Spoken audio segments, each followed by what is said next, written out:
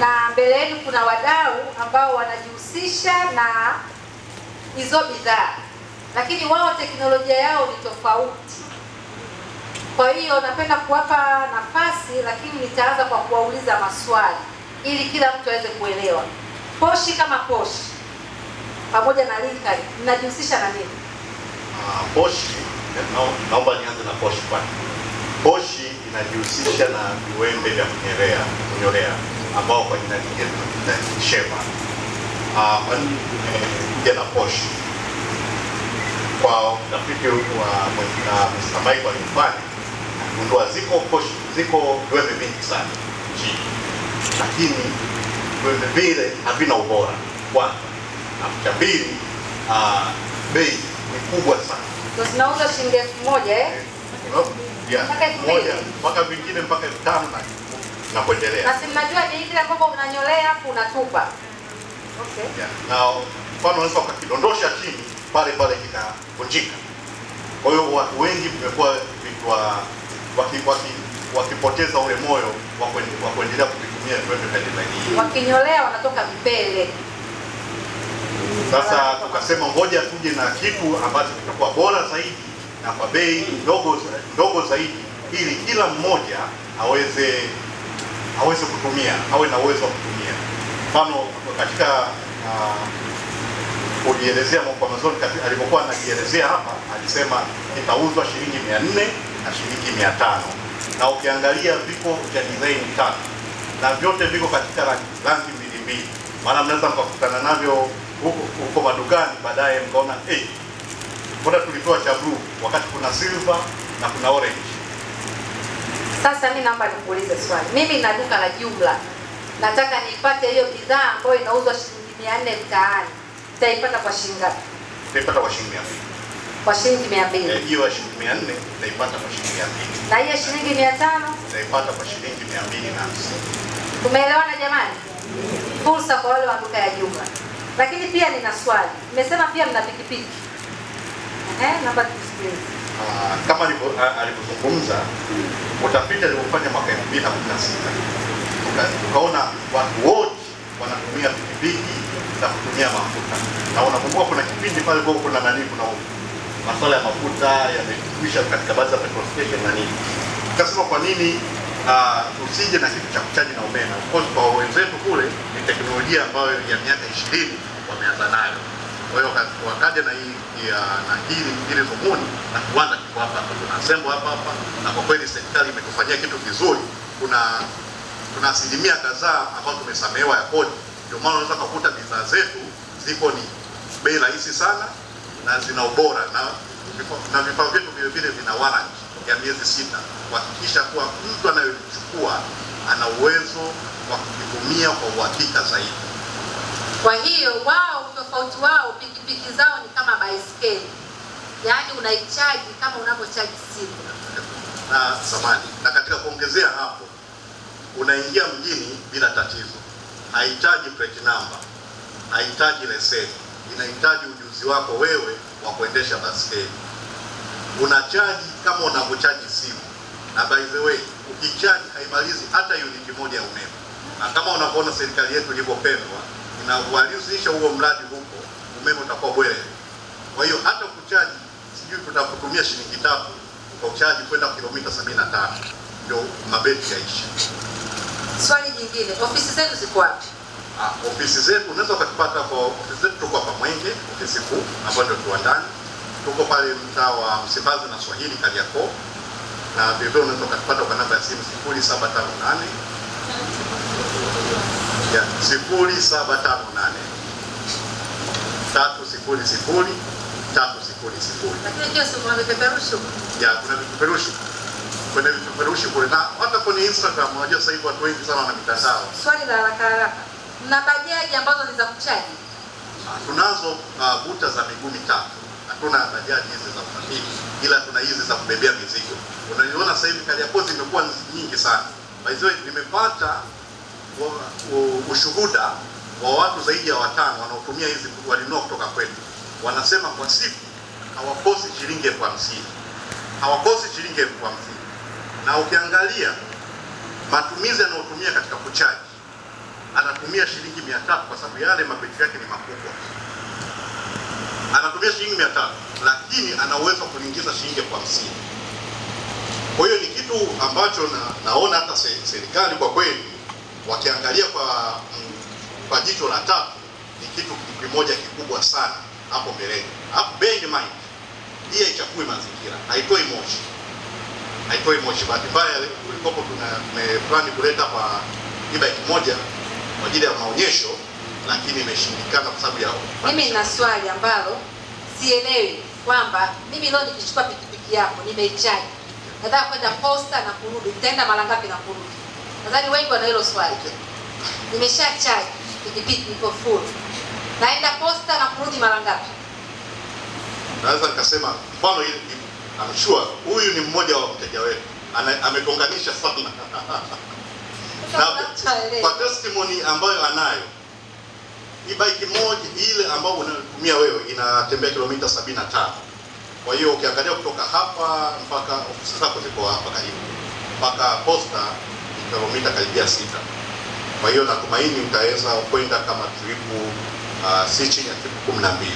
Kwenda na kurudi Posta Mwenge trip 12. Hiyo ni bei yake shilingi ngapi kwa hiyo moja tu? Kwa hiyo moja ni milioni 1,430,000. Milioni 1,430,000. Nashukuru sana Posh. Na Lincoln. Kwa kuongezea hapo sio mnayo ya bei hii tu. Tunazo bei ndogo ya shilingi 800,000, tunayo ya saizi ya kati ya shilingi 8,800,000 na tunayo ya milioni 1,430,000 na kuna nyingine ya milioni 1,380,000 na tunaweza mtu kama una uwezo unaweza ukaja ukalipa kwa awamu vile vile. Na kuna benki hapa, kuna mikopo. Waweza kupitia kote huko.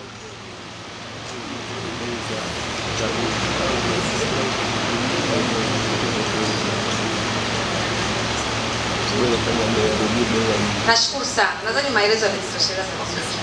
Kwa hiyo ambao wanahitaji fursa wanaweza wakawaona Posh au Lincoln kwa maelezo zaidi. Au kuna lolote? Kuna mtu ana swali? Swali moja tu.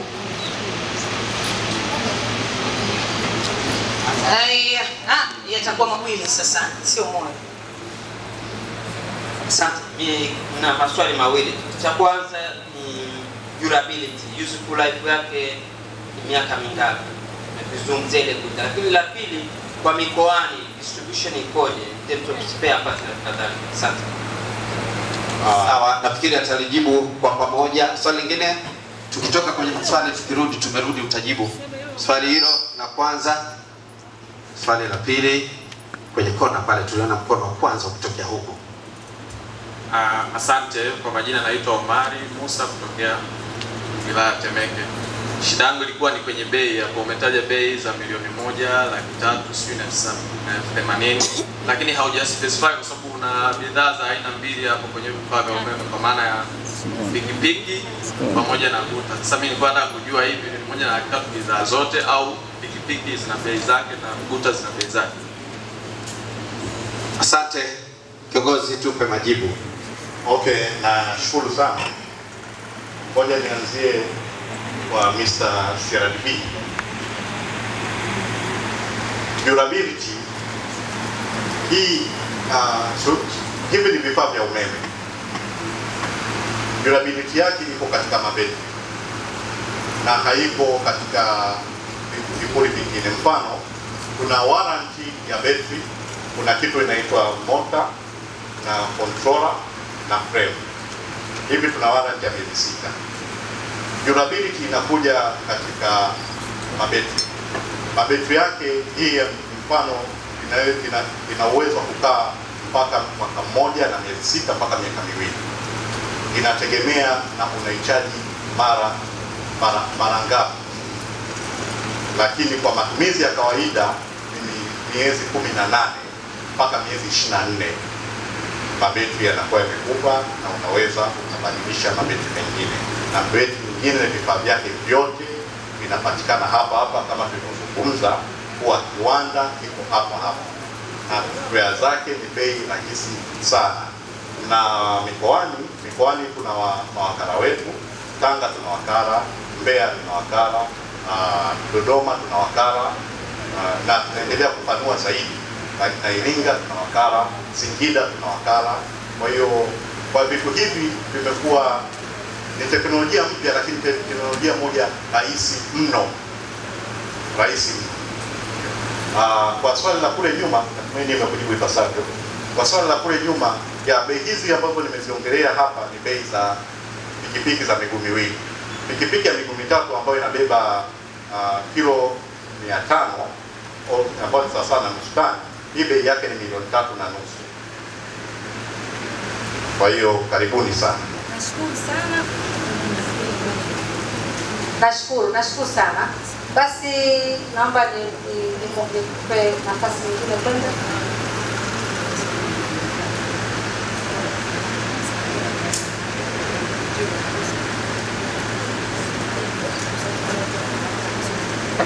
Swali zuri sana. Naomba hili swali ndio liwe la mwisho. Kwa wajasiriamali wadogo, mnawaruhusu wajiunge kwa pamoja, wachukue mkopo, mwakopeshe, au yaani wanaweza kunufaika vipi na nyinyi kuwepo hapa Tanzania? Kwa kweli ndio hii kwanza, sio tu jinsi mnapotafuta, wako wote tunatafuta shilingi. Na nimeona fursa kubwa sana. Mfano mkurugenzi wa maendeleo alipoongea, kwa kweli nilifarijika sana. Nishakuja Temeke lakini nilionana na diwani. Tulikuwa tunataka vikundi tuweze kujiorganize, tuweze kuwapa, kwa sababu watu wengi hawajui. Lakini naomba niongee kitu kimoja. Kwa kuwa hichi kitu kilikopa kijulikana, na najua mheshimiwa, kilikopa bado ni kitu kigeni kwetu. Ni kitu kimoja kizuri sana. Kuna kampuni inaitwa Peak Delivery.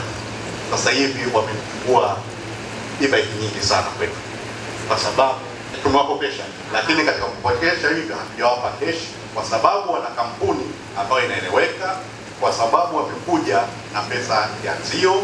Lakini kwa kuwa sisi ni wajasiriamali, lazima tufuate utaratibu ambao utakuwa stahiki bila kukimbizana. Nashukuru sana. Jamani, wanalipeperushi kwa maelezo mza kuwafuatilia ili tukomboe muda. Nashukuru sana. Asante. Okay, nashukuru. Karibuni sana. Naomba nimkaribishe Nufe. Sisi tunakuwezesha wewe kupata mzigo kiwandani kwa bei nafuu kama Berogeni. Lakini tukisha kuchukulia mzigo wako kiwandani, hatua inayofuata ule mzigo huo tunaupeleka kwenye kampuni husika ya kusafirisha. Sasa baada ya hapo Berogeni hawahusiki. Ile kampuni inasafirisha ule mzigo. Ikifikisha Tanzania tunajulishwa Berogenge tunakwenda kuchukua mizigo yenu, tunaipeleka ofisini na tunakujulisha kwamba mzigo wako umefika. Sasa swali hili ambalo mara nyingi watu wamekuwa wakituuliza ni kwa sababu hawaelewi utaratibu wowote. Berogenge ni wahusika na kampuni ya usafirishaji pia inajisimamia. Lakini wakati mwingine sababu za kuchelewa au kuwahi huwa haziko ndani ya uwezo wao. Inategemea na masuala ya bandari, meli huko si upepo umefanyeje. Kwa hiyo mimi nategemea kabisa wajasiriamali wote leo watakuwa wameelewa tofauti ya kampuni ya usafirishaji na Berogenge. Asante sana. Kwa hiyo swali langu la mwisho, ofisi zenu ziko wapi? Ofisi zetu sisi ziko Mafia na Lumumba, Kariakoo, next na msikiti wa Manyema. Pale kwenye ile building ya kona ambayo ina CRDB Bank hapo. Nashukuru sana. Project zetu zipo hapo, contact zipo, mahitaji kwa msaada wote tupo sisi kwa ajili yenu. Karibu sana. Nadhani kuna swali lolote? Hakuna swali. Karibu sana. Namkaribisha Epic. Karibu sana Epic. Napenda kufahamu mizigo nyinyi mnaposafirisha ya ndege inachukua muda gani kufika Tanzania? Nikushukuru sana Dr. Betha, lakini nitambue uwepo wenu wageni waalikwa. Kwa majina naitwa Kelvin Kaunda, ni marketing manager wa Epic Express. Sasa ameuliza swali ya muda, maana watu wanapenda kujua muda. Kuhusu swala la muda kwenye kampuni ya Epic, mzigo unachukua siku 7. Kama alivyosema, sisi tunajihusisha zaidi na kusafirisha mizigo kwa njia ya anga, ambapo kama logo yetu inavyosema, hii ni air cargo service, tunatoa air cargo services. Kwa hiyo tunachukua muda wa siku 7 kwa express mpaka siku 14. Na pia gharama zenu zikoje? Sasa kwa wale wazoefu au kwa wafanyabiashara ambao tayari mmeshawahi kujihusisha na kuagiza bidhaa kwa njia za anga, mizigo katika ndege inapimwa kutokana na uzito. Kwa sisi tuna gharama zetu kutokana na kilo tofauti ya ile bidhaa ambayo mteja wetu ameagiza. Kwa hiyo sisi kwa kilo moja tuna charge shilingi $12.5. Kwa hiyo punguzo itatokana na wingi wa kgs ambazo zitakuwepo katika ule mzigo ambao mteja atakuwa anaagiza, ambao tutakuwa tunamsafirishia kutoka China kumletea Tanzania. Sasa swali jingine, usafiri wa ndege, nadhani wengine unakuwa hawaelewi. Usafiri wa ndege unatoa China tu peke yake au kuna nchi nyingine pia mtu anaweza kusafirisha? Kwa sasa hivi ofisi yetu iko kampuni yetu ina ofisi mbili. Tuna ofisi Dar es Salaam, lakini pia tuna ofisi China. Kwa hiyo tunajihusisha zaidi na kusafirisha mizigo kutoka China na Tanzania. Link iliyopo ni between China na Tanzania na Tanzania na China. Aha, kwa hiyo kama mtu yuko Dubai bado hamjafungua? Bado. Kwa sasa hivi ofisi yetu iko China katika mji wa Guangzhou pamoja na Tanzania hapa. Ila kama mtu akiwa na kilo nyingi sana mnampa punguzo? Ya, kabisa. Ndio kama nilivyosema kwamba mtu akiwa na kilograms nyingi katika ile price ambayo tumeiweka ya $12 kwa kilogram moja, inamaanisha tutampunguzia. Na niwaambie siri moja hapo ya watu wanaofanya online ni wateja kupata mizigo kwa haraka. Kwa wakati mwingine usafiri wa anga unasaidia kuboresha soko lako na uaminifu kwa wateja wako. Nashukuru sana hivi. Shukrani sana. Lakini nipende tu kuongezea, nipo pamoja na timu yangu zima ya Epic Express. Kwa hiyo yote yule ambaye atakuwa na swali au anataka kujua zaidi kuhusiana na namna ya uendeshaji wa hii biashara, tutakapomaliza semina hii, wenzangu wote wamevaa t-shirt za namna hii kama nilivyovaa mimi ya dark blue, lakini kuna wengine wamevaa nyeupe.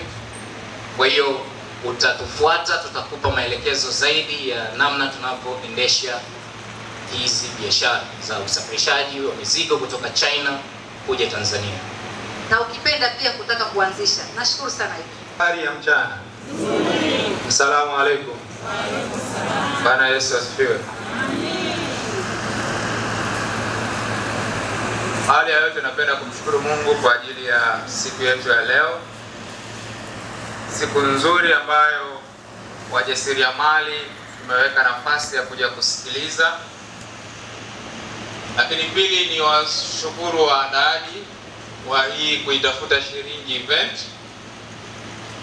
Na tatu tuwashukuru wadau ambao kwa namna moja wamekuja kushare kile ambacho walicho nacho. Na mwisho ni washukuru nyinyi ambao mmeacha kazi zenu na kuja kusikiliza.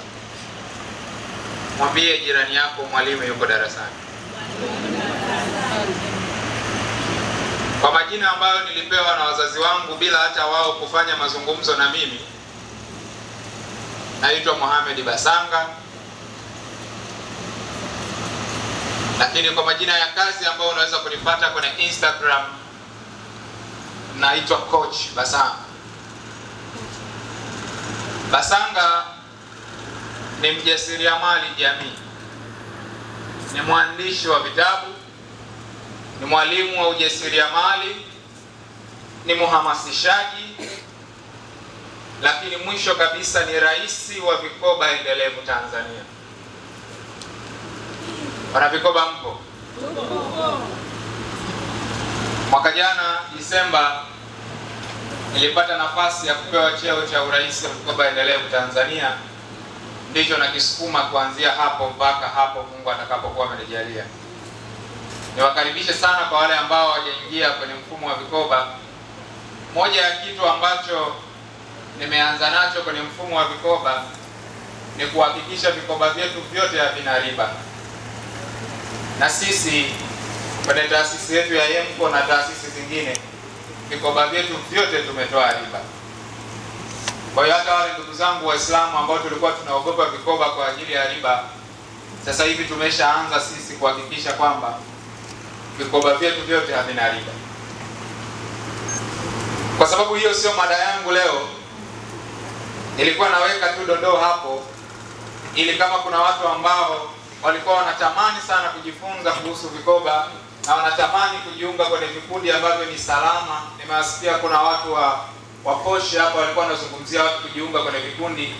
Moja ya kazi ambayo sisi tunafanya ni kuhakikisha tunaunda vikundi, tunavisimamia vikundi, lakini pia tunawapa nafasi nyinyi wajasiriamali ambao ni mmoja mmoja ambaye anataka kujiunga kwenye vikundi, kukuunganisha kwenye vikundi ambavyo ni salama. Kwa hiyo kama uko hapa na ulikuwa unatamani kujiunga kwenye vikundi ambavyo ni salama tena havina riba, basi mwisho tutataja namba yangu, utanipigia. Lakini pia tunafanya kazi ya kutoa elimu hii ya mfumo wa vikoba kwenye jamii. Kama mko watu 20, 30 na kuendelea, pia namba yangu nitaiacha baadaye ili uweze kufanya mawasiliano na mimi tuweze kuzungumza. Wakati naalikwa kuja kuzungumza jana, nikawa nawaza nitakuja kuzungumza kitu gani, kwa sababu nina mada nyingi sana za kufundisha. Lakini wakati naangalia posters ambazo ni za hii event, nikakuta poster imesema ni kuitafuta nini? Na mimi nikasema leo mada yangu ya kwanza nitazungumzia sehemu 10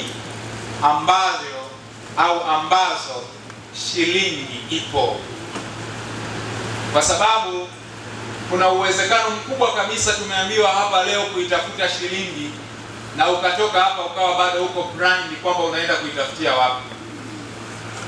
Sasa mimi nataka nikufundishe leo sehemu 10 ambazo shilingi ipo. Hello? Halafu wewe utakayetoka hapa utakwenda kuamua sehemu gani ambayo wewe utakwenda kuitafutia shilingi.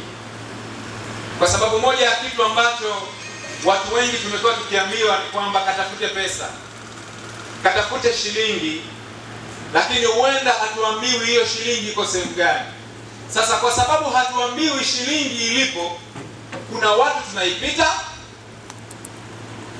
Hello? Yes. Kuna watu tunafanyaje? Tunaipita, na kuna watu tuko nayo halafu hatuijui kama tuko nayo. Halafu sasa unaenda kule kusali, kama ni Muislamu mwenzangu, sala 5 na zile sala za usiku, unamuomba Mungu akupe pesa, halafu anakushangaa hivi yani. Yaani inakuwaje, nakupaje wakati unayo hapo hapo? Wale wengine umeshamaliza makanisa kukanyaga mafuta ya upako. Yaani kila kanisa ukisikia kuna mchungaji mpya ana mafuta ya design nyingine, unaenda halafu Mungu mwenyewe anakushangaa, yani inakuwaje wakati shilingi unayo mkononi lakini hutaki kuiexpose, au shilingi unaipita. Kuna usemi mmoja unaitwa pua. Wote siwahi kusikia pua. Sio pua hili. Pua ya P-O-O-R. Sisi kwa Kiswahili tukisema pua tunamaanisha nini? Maskini, si ndio? Lakini kirefu cha ile pua wanasema ni passing over opportunity repeatedly. Passing over opportunity repeatedly. Kwa Kiswahili, umasikini ni upitaji wa fursa juu yake mara kadhaa kwa kujirudia rudia. Hello? Yes. Yaani ukiwa masikini maana yake ni mtu ambaye fursa ziko hapa, unapita, alafu unapita tena, alafu unapita tena, unaenda kukanyaga mafuta ya upako, unakunywa chumvi, unakitambaa sijui, lakini unaziruka fursa mara kwa mara. That's why it's called poor. So ukijiona uko masikini, maana yake ni mtu ambaye umepita fursa mara. Hello? Yes. Sasa leo nataka nikufundishe sehemu 10 ambazo shilingi ipo, alafu ukiwa unazipita zile sehemu uwe unajua hapa nimepita na nimeipita sehemu ya kwanza. Sehemu ya kwanza ambayo shilingi imejificha ni kwenye watu. Sehemu ya kwanza ni kwenye watu. Hello? Hebu geukia kulia, geukia kushoto, alafu geuka nyuma. Umeona hao watu? Hiyo ni hela.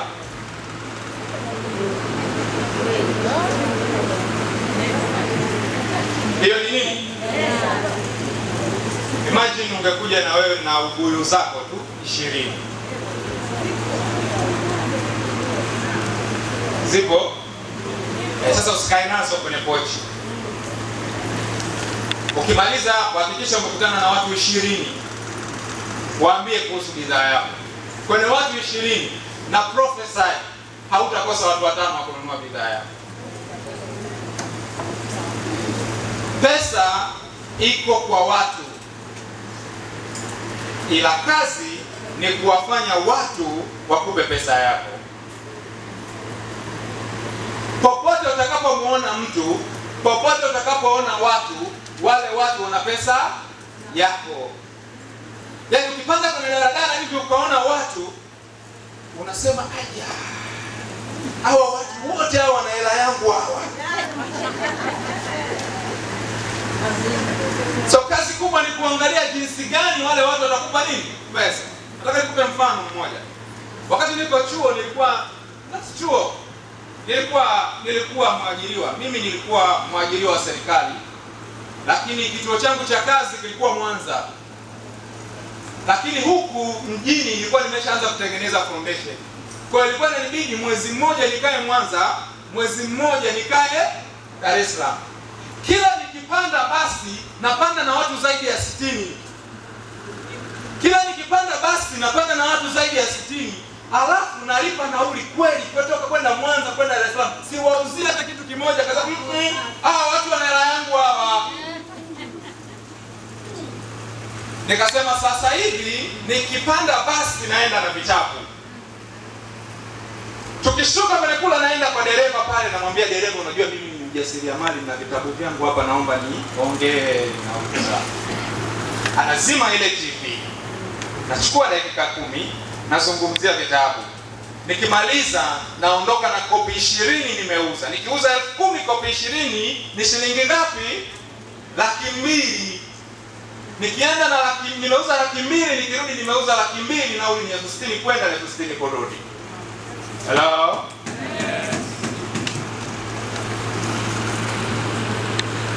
Watu waliokaa hapa wana hela yako. Usiondoke kabla wewe. Sehemu ya kwanza ambayo pesa imejificha. Sehemu ya pili ambapo shilingi ipo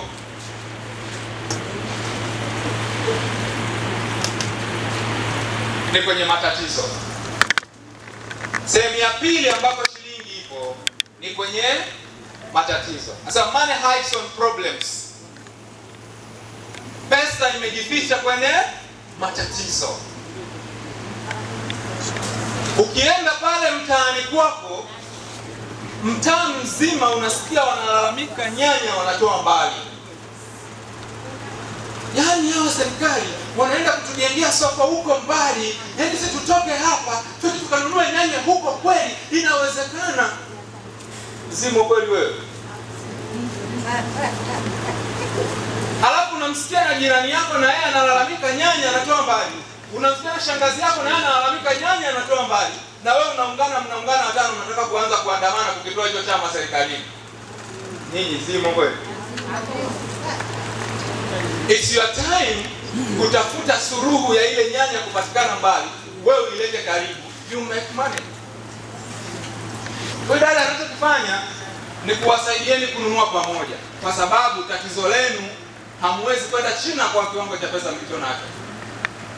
Hilo ndio tatizo lenu. Kwa hiyo kwenye kuwasaidia kwenye tatizo lenu anapata pesa. pale anakusaidia wewe mwenye package moja, uwezi kupanda ndege kwenda China. Una tatizo, ameliona tatizo, ana solve tatizo lako. Wewe yani hahitaji kusomewa ruki ya huyu wewe kumpa pesa. Ni wewe mwenyewe lazima utachukua pesa mfukoni, utafanyaje? Vitu vingine havihitaji upako wala visomo. Hello. Kwa sababu hata sisi kwenye Uislamu Mungu amesema atakapokujieni mtu akakupa jambo zuri, kitu cha kwanza mlipeni. Mungu mwenyewe anajua pesa kwanza.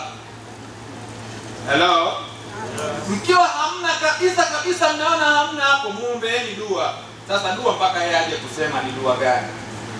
Sasa na huyu akija kusema dua, sema jamani niombeeni nipate pesa. Kwa sababu kwenye dua ya watu wengi ukiombea moja itakubaliwa, si ndio? So muombe dua unaojisikia wewe. Kwa hiyo pesa imefichwa kwenye matatizo. Angalia, ukitaka kuisaka shilingi, angalia kwenye jamii kuna matatizo gani. Kama wewe ni mwanamke, hebu angalia wanawake wenzako wana matatizo gani. Sisi wa Tanzania ni warahisi sana kujihadisia kwamba Watanzania tuko bilioni 52 au bilioni 60. Lakini haujawahi kukaa chini ukawaza hawa Watanzania milioni 60 wana matatizo gani ambayo mimi nitakuja na suluhu. Hello? Kwa ukija na suluhu ya hilo tatizo, watu watakupa pesa, na hapo ndiko unapoenda kuisaka shilingi. Sasa ukiweza kusolve tatizo la mtu wa Temeke, yule mtu aliyoko Temeke, mtu wa design hiyo yuko Tandika, mtu wa design hiyo yuko Tandale, mtu wa design hiyo yuko Sinza, mtu wa design hiyo yuko Tegeta. Kwa hiyo unaposema unakwenda kuifuata shilingi, kaifuate shilingi kwa design ya watu ambao unasolve matatizo yao. Tatizo lenu ni utasolve tatizo la maandazi Tandika. Ukienda Temeke unataka kuuza batiki. Ukienda Sinza unataka kuuza viatu vya watoto. Ukienda Tegeta unataka kuuza vitandio. Mtu mmoja umebeba matatizo 50 kidogo. Ni vizuri tafuta tatizo lako moja, alafu lile tatizo lisolve kwa watu wengi, kwa sababu nimekwambia pesa iko kwa watu. Kwa watu wengi unaposolve matatizo yao ndio pesa inapokuwa. Sehemu ya tatu ambayo shilingi ipo. Sehemu ya tatu, pesa imejificha kwenye vipaji. Pesa imejificha kwenye vipaji. Kipaji ni uwezo wa kufanya kitu kwa uwezo mzuri hata kama haujafundishwa kufanya. Hello? Yes. Unajua kuna mtu hapa anaweza akajiuliza, eti mimi nawezaje kuanza biashara bila mtaji? Halafu kuna mtu yuko nyumbani kabisa anakuambia mimi sina biashara ya kufanya, lakini huyu mtu anakuambia sina biashara ya kufanya, ni mbea mzuri sana. Hello? Ni mbea mzuri sana. Yaani unaita mbea konki. Wapo. Lakini huyu mbea konki anakuambia mimi sina biashara ya kufanyaje? Lakini kumbe ana kipaji cha kuongea. Hello? Ana kipaji cha nini? Sasa kumbe kama una kipaji cha kuongea, kazi yako ni kwenda Berogenge. Berogenge kuna nini? Kuna mapochi. Mapochi shilingi 20,000. Nimewasema watoto wa mjini imeisha hiyo. Sasa badala ya kupiga umbea wa kumsema mama fulani dela lake mpaka limepauka, nenda kapige umbea wa mapochi. Hivi unajua Berogenge wewe? Kule kuna mapochi pochi mazuri. Halafu sasa nikwambie lugha rahisi. Ukienda kule kusema tu mama Ashura, sio unajua mbea nini? Ukienda kusema mama Ashura, pochi unapewa kwa bei rahisi 30,000 tu. Tena twende nipeleke. Kwa kazi yako ni kuendelea kusambaza umbea tu. Ukifika pale pochi itanunuliwa 30,000, bero atapewa 20,000 yake, 10,000 baki nayo mkononi.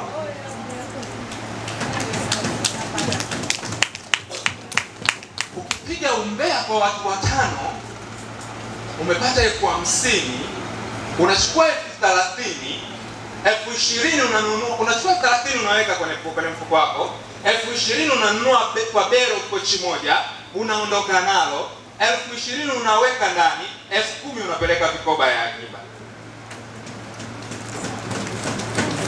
Hello?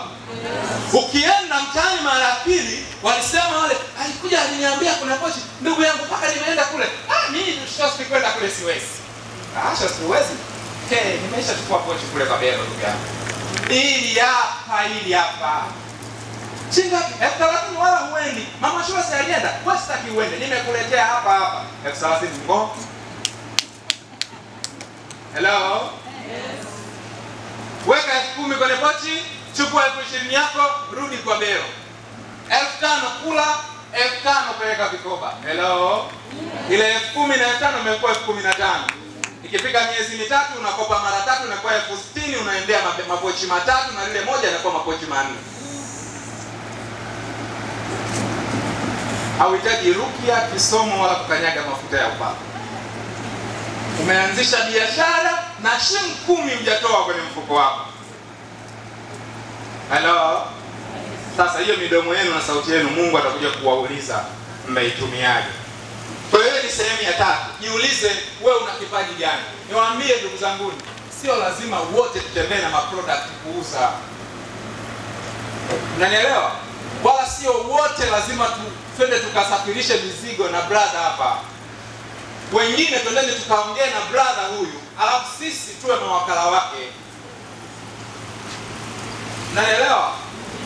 Sio lazima kila mtu auze sijui nini. Hapana. Wengine mna vipaji vya kuongea, vitumieni hivyo vipaji kuuza bidhaa za watu wengine.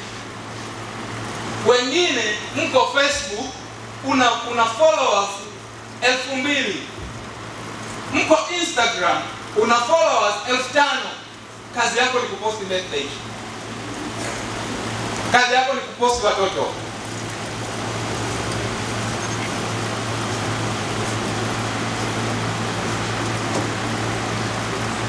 Kazi yako ni kuposti tu picha umekaa hivi. Haikusaidii. Huo ni ushamba. Aisha sasa hivi picha moja ya birthday, picha 10 ya viatu, picha 10 za mapochi, picha 10 za mitandio, picha 10 za that's the life. Kwa sababu wewe ukiishiwa bando, yule mwenye Facebook anakuwa tajiri. Kuna mtu hapa akiishiwa bando, utafikiria na pressure ya kupanda. Amesahau vilonge. Lakini hajiulizi lile bando linapoisha umeingiza shilingi ngapi? Mnanielewa jamani? Wakina baba mpo? Kwa hiyo ni sehemu ya 3. Sehemu ya 4 taenda haraka kwa sababu wameshanistua muda. Pesa imejificha kwenye fursa. Na fursa ni nini? Fursa ni kitu chochote ambacho kinaweza kukusaidia ukaingiza pesa. Hawa wote mlioona huku mbele, hizi ni fursa zenu. Msipowatumia wataondoka na mtabaki kuwa maskini. Uliyekaa naye kushoto na kulia, hiyo ni fursa. Itumie, itakusaidia kuweza kusonga mbele. Sehemu ya 5 ambayo pesa imejificha, pesa iko kwenye bidhaa. Unauza bidhaa gani? Hello? Uza nini? Huduma. Huduma ni kama vile kutengeneza vifaa, kuboresha vifaa, kusafisha vifaa. Kuna mama ambaye yeye nyumbani kwake mume wake yani hatembei anaenda kula chakula kwake. Ataturula huko lakini kwake lazima aende akale nini? Na kila chakula anambia mashallah mke wangu unajua kupika chakula. Basi tangia alipoambiwa unajua kupika chakula, kazi yake ni kusubiria kodi ya meza ya mume wake. Hajiulizi kwamba kuna watu wengi watapenda kile chakula chake, anaweza kuanza kutoa huduma ya chakula. Hello? Yes. Kuna watu ni wadekiji wazuri sana nyumbani. Yaani akideki anadeki nyumba mpaka inakuwa haswa nyumba. Toa huduma ya kusafisha nyumba.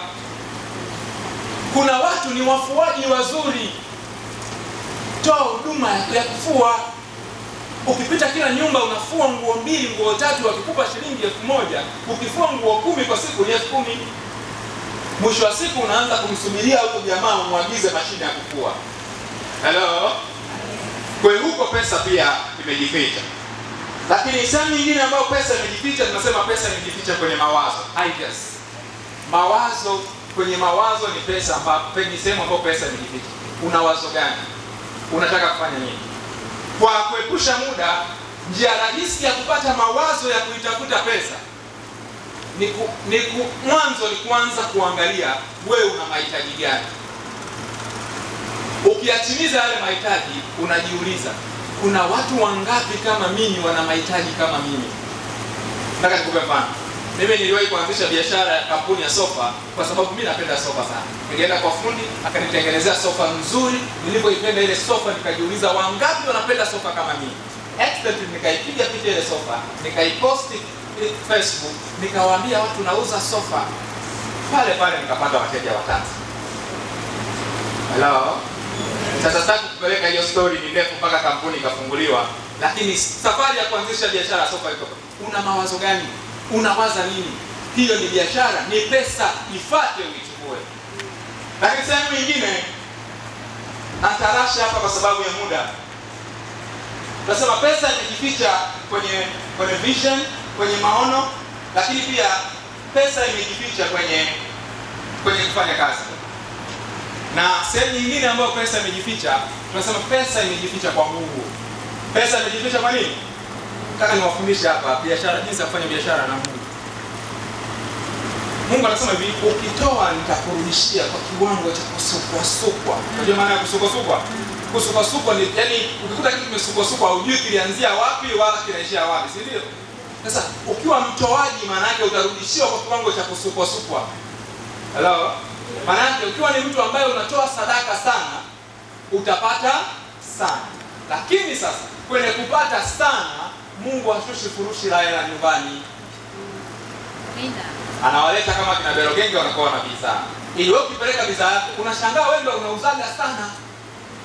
Yaani kila bidhaa ikiingia mtaani, wewe ndio unauza sana, lakini kumbe wewe ni mtu wa sadaka sana. Lakini usije ukatoa sadaka sana ukimwona mchungaji au sheka akipigia kanzu yake nzuri na koti nzuri na kusema sadaka yangu ile. Utapenda. Kwa hiyo ni sehemu ambazo pesa zinapatikana. Mwisho kabisa, ukishaanza kuitafuta huko shilingi, ukiipata shilingi, wazungu wanasema mtu yoyote aliyefanikiwa ni mtu ambaye ana tabia ya kuwekea akiba. Ndio watu waliofanikiwa. Mnajua maisha yetu jamani. Watu wengi ni wachumia tumbo. Unapata chote unatumia chote. Hata uwe una uwezo mzuri wa kuisaka shilingi na kuipata shilingi, kama hauna tabia ya kujiwekea akiba, ile shilingi utaipata na itaisha. Hello? Ile shilingi ukiipata isiishe, jijengee tabia ya kuweka nini? Akiba. Zipo sehemu nyingi za kuweka akiba. Kuna mabenki ni sehemu ya kuweka akiba, kuna vibubu ni sehemu ya kuweka akiba, baada vibubu wakipotea ndio imeondoka hiyo. Tunaelewana jamani? Lakini kwa sisi wajasiriamali wadogo tunaoanza, serikali imeturahisishia mfumo wa vikoba. Ni mfumo ambao umeturahisishia kujiwekea akiba zetu ndogo. Unasema ukienda kwa Bero, ukichukua pochi pale ukiuza 30, umeinunua shilingi 20,000, 5,000 kula, 5,000 nenda kaweke vikoba. Kwa nini nasema kaweke vikoba? Kwa sababu ndio sehemu rahisi ambayo tunaweza tukaanza kujenga sifa ya kumtafuta CRDB. Kwa sababu tukienda kwa CRDB pale atatuambia, moja, una kiwanja? Sina kiwanja. Una nyumba? Una nyumba. Siwezi kukusaidia. Asipokusaidia kwenye eneo hilo, anakuuliza huko kwenye kikundi. Ndio sasa jifanya huko mjasiriamali mdogo, una kiwanja, una nyumba na hauko kwenye kikundi sasa. Utamuona vile vile CRDB. Kwa kama hauna kiwanja, hauna nyumba ya dhamana kupeleka CRDB, jifunze kuweka akiba vikoba ili uwe kwenye kikundi, ili ikifika mahali unataka kukopa kwa ajili ya kuongeza mkopo wako, kikundi kiwe sehemu ya kujengea sifa, CRDB aje akunyanyue kwenda mbali zaidi. Mwisho, vikoba hivi ni mfumo wa kujiwekea akiba ambao ulianzishwa zamani, unaotupa nafasi sisi wajasiriamali wadogo kujiwekea akiba na kupata mikopo. Kwenye mfumo wa vikoba unaweza kupata mkopo mara moja, mara mbili mpaka mara 3. Lakini pia kwenye mfumo wa vikoba unapata nafasi ya kujifunza. Leo tunaweza kuandaliwa hii event, haikuandaliwa bure, na mlitakiwa hata mchangie. Sasa kwa sababu haikuandaliwa bure, huenda isiwe kwa wiki mara 2 au kwa mwezi mara 4, kwa sababu ni gharama kubwa. Lakini kwenye mfumo wa vikoba tumeweka situation ambayo itatusaidia wajasiriamali kujifunza mara kwa mara. Lakini mwisho vikoba inakusaidia kupata fursa. Niliwasikiliza Koshi, wamezunguka, lakini mwisho wa siku wakasema tunatafuta nini? Vikundi. Hello? Tunatafuta nini? Vikundi. Ndugu zanguni, kwa kumalizia, zile zama za kila mtu apambane na hali yake zimeenda na hayati. Sasa hivi ni tupambane pamoja, tununue pamoja. Uking'ang'ana kupambana peke yako, utakufa hivyo hivyo umechoka. Kwa mfumo wa vikoba ni mfumo ambao unatusaidia sisi wajasiriamali wadogo wadogo kukutana pamoja, ili tukiwaita Koshi tuwaambie sisi tuko kwenye kikundi, tafadhali tunaomba mtukopeshe hizo tuweze kusonga mbele. Kwa mfumo wa vikoba unakupa nafasi ya kujiwekea akiba, unakupa nafasi ya kupata mikopo, unakupa nafasi ya kupata mafunzo, unakupa nafasi ya kupata fursa. Na ninawaambia mfumo wetu sisi sasa hivi hauna riba. Mikopo yote tunayotoa ni mikopo ambayo haina riba. Kwa mwisho kabisa niwakaribishe wale wote ambao hamjajiunga kwenye vikundi, msikose hizi fursa za kina Koshi. Njooni mjiunge kwenye vikundi tuweze kuwatumia kina Koshi kusonga mbele. Lakini wale wote ambao mko kwenye jamii, mko Temeke, mko Ilala, mko Kinondoni na tayari mna vikundi, tuko tayari kuja kuwasaidia, kuwapa mafunzo na mkaweza kuanzisha vikundi vyenu. Kwa wale ambao wanataka kuja kujiunga kwenye vikundi vyetu, sisi tunapatikana Sinza Waitiini. Ukishuka tu Sinza Waitiini, popote unapotokea, ukiuliza kwenye vikoba watakuonyesha pale. Na vikundi vyetu vinakutana kila wiki, so unaweza kufika pale ukapata taratibu za kujiunga, ukapata taratibu za kuwa mwanachama na wewe ukaingia kwenye hii mfumo ya fursa. Lakini mwisho, kwa wale ambao mna vikundi mtaani na mnahitaji mafunzo, nitatumia namba yangu kunipigia, nitawadirect walimu wangu, wataweza kuwafikia kwa ajili ya kuwapa mafunzo. Na wale ambao tayari mna vikundi, naomba niwakumbushe, serikali tarehe 30 ikifika, vikundi vyote vya vikoba haviruhusiwi kufanya kazi ya huduma ya fedha. Mkikamatwa, faini isiyozidi milioni 10 au kifungo kisiyozidi miaka 5. Isipokuwa vikundi vyote vinatakiwa kusajiliwa. Kwa kama uko kwenye kikundi huko mtaani hakijasajiliwa kwa usajili huu mpya, kawape taarifa. Na sisi tunafanya kazi ya kuvisaidia vikundi kuvisajili kwa usajili huu mpya, ili kuweza kujiondoa kwenye hiyo adma ya kukamatwa na serikali. Baada ya kusema hayo, naomba nitaje namba yangu ya simu na niweze kuondoka sasa kwenye hii stage, kwa sababu dakika tangu 30 zimeisha. Namba yangu ya simu ni 0715 44 86 43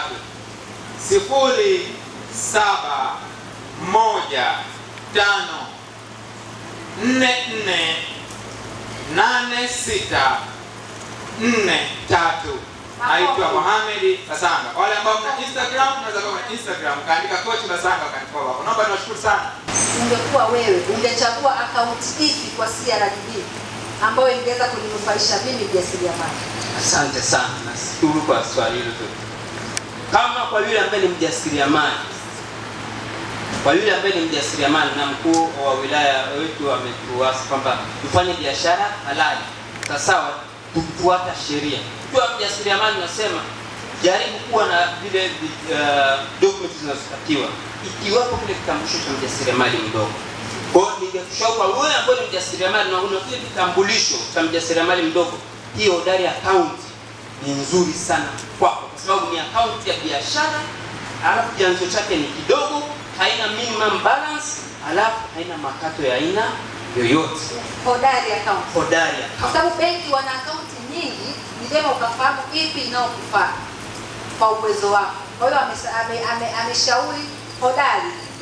Hodari account. Nikiwa na shilingi ngapi nafungua? 1500 tu. Mwisho wa mwezi mnanikata? Hakuna makato aina yoyote. Kwa hiyo kazi yangu ni kuweka tu. Kwa kama kibugu. Weka toa, wala wakati wa kutoa haina makato ya aina yoyote. Kwa hiyo faida ya hodari ni haina makato. Kufungua akaunti gharama ni 5000, lakini pia mwisho wa mwezi, yaani kile ni kibubu.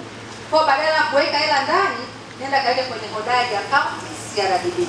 Tuko pamoja? Haya, swali lingine. Nimevuka stage ya mfanyabiashara. Kwanza hapo kwenye hodari. Nikishaweka hela zikawa nyingi, naweza nikakopa? Asante, swali zuri sana. Ukiwa na hodari account ni moja kigezo cha sisi kuona huyu ni mjasiriamali anayefaa kutoa huduma za benki nyingine ikiwepo pamoja na mikopo. Na ndio maana tunasema hodari ni account ya biashara. Na kwa CRDB tunasema tuna huduma kwa ajili kwa wajasiriamali au wafanyabiashara wadogo na wakati. Kwa hiyo tunasema kwa wale ambao wajasiriamali wadogo, wafanyabiashara wadogo, account ambayo wanatakiwa wawe nayo, na ili tumtambue kama benki ni mfanyabiashara ni hodari account. Kwa hiyo unaruhusiwa kukopa kuanzia shilingi ngapi? Na mwisho shilingi ngapi? Asante sana. Benki ya CRDB tuna mikopo ya aina mbalimbali kwa ajili ya wajasiriamali wadogo. Tuna mikopo kwa wale wajasiriamali ambao kwa level ya chini kabisa ambao hawana frame wala nini. Machinga. Inaitwa jiwezeshi. Ni mikopo ambayo tunasema tunawalenga wajasiriamali wadogo kwa sababu mikopo hii haina dhamana, haihitaji dhamana. Unachotakiwa kuwa tu aidha uwe kwenye kikundi ambacho kimesajiliwa na shukuru mwenyekiti alipita. Kikundi ambacho kimesajiliwa ambacho kinatambulika na halmashauri. Au huwa unafanya biashara kwenye soko ambalo linatambulika na halmashauri ambalo linasimamiwa na meneja wa soko.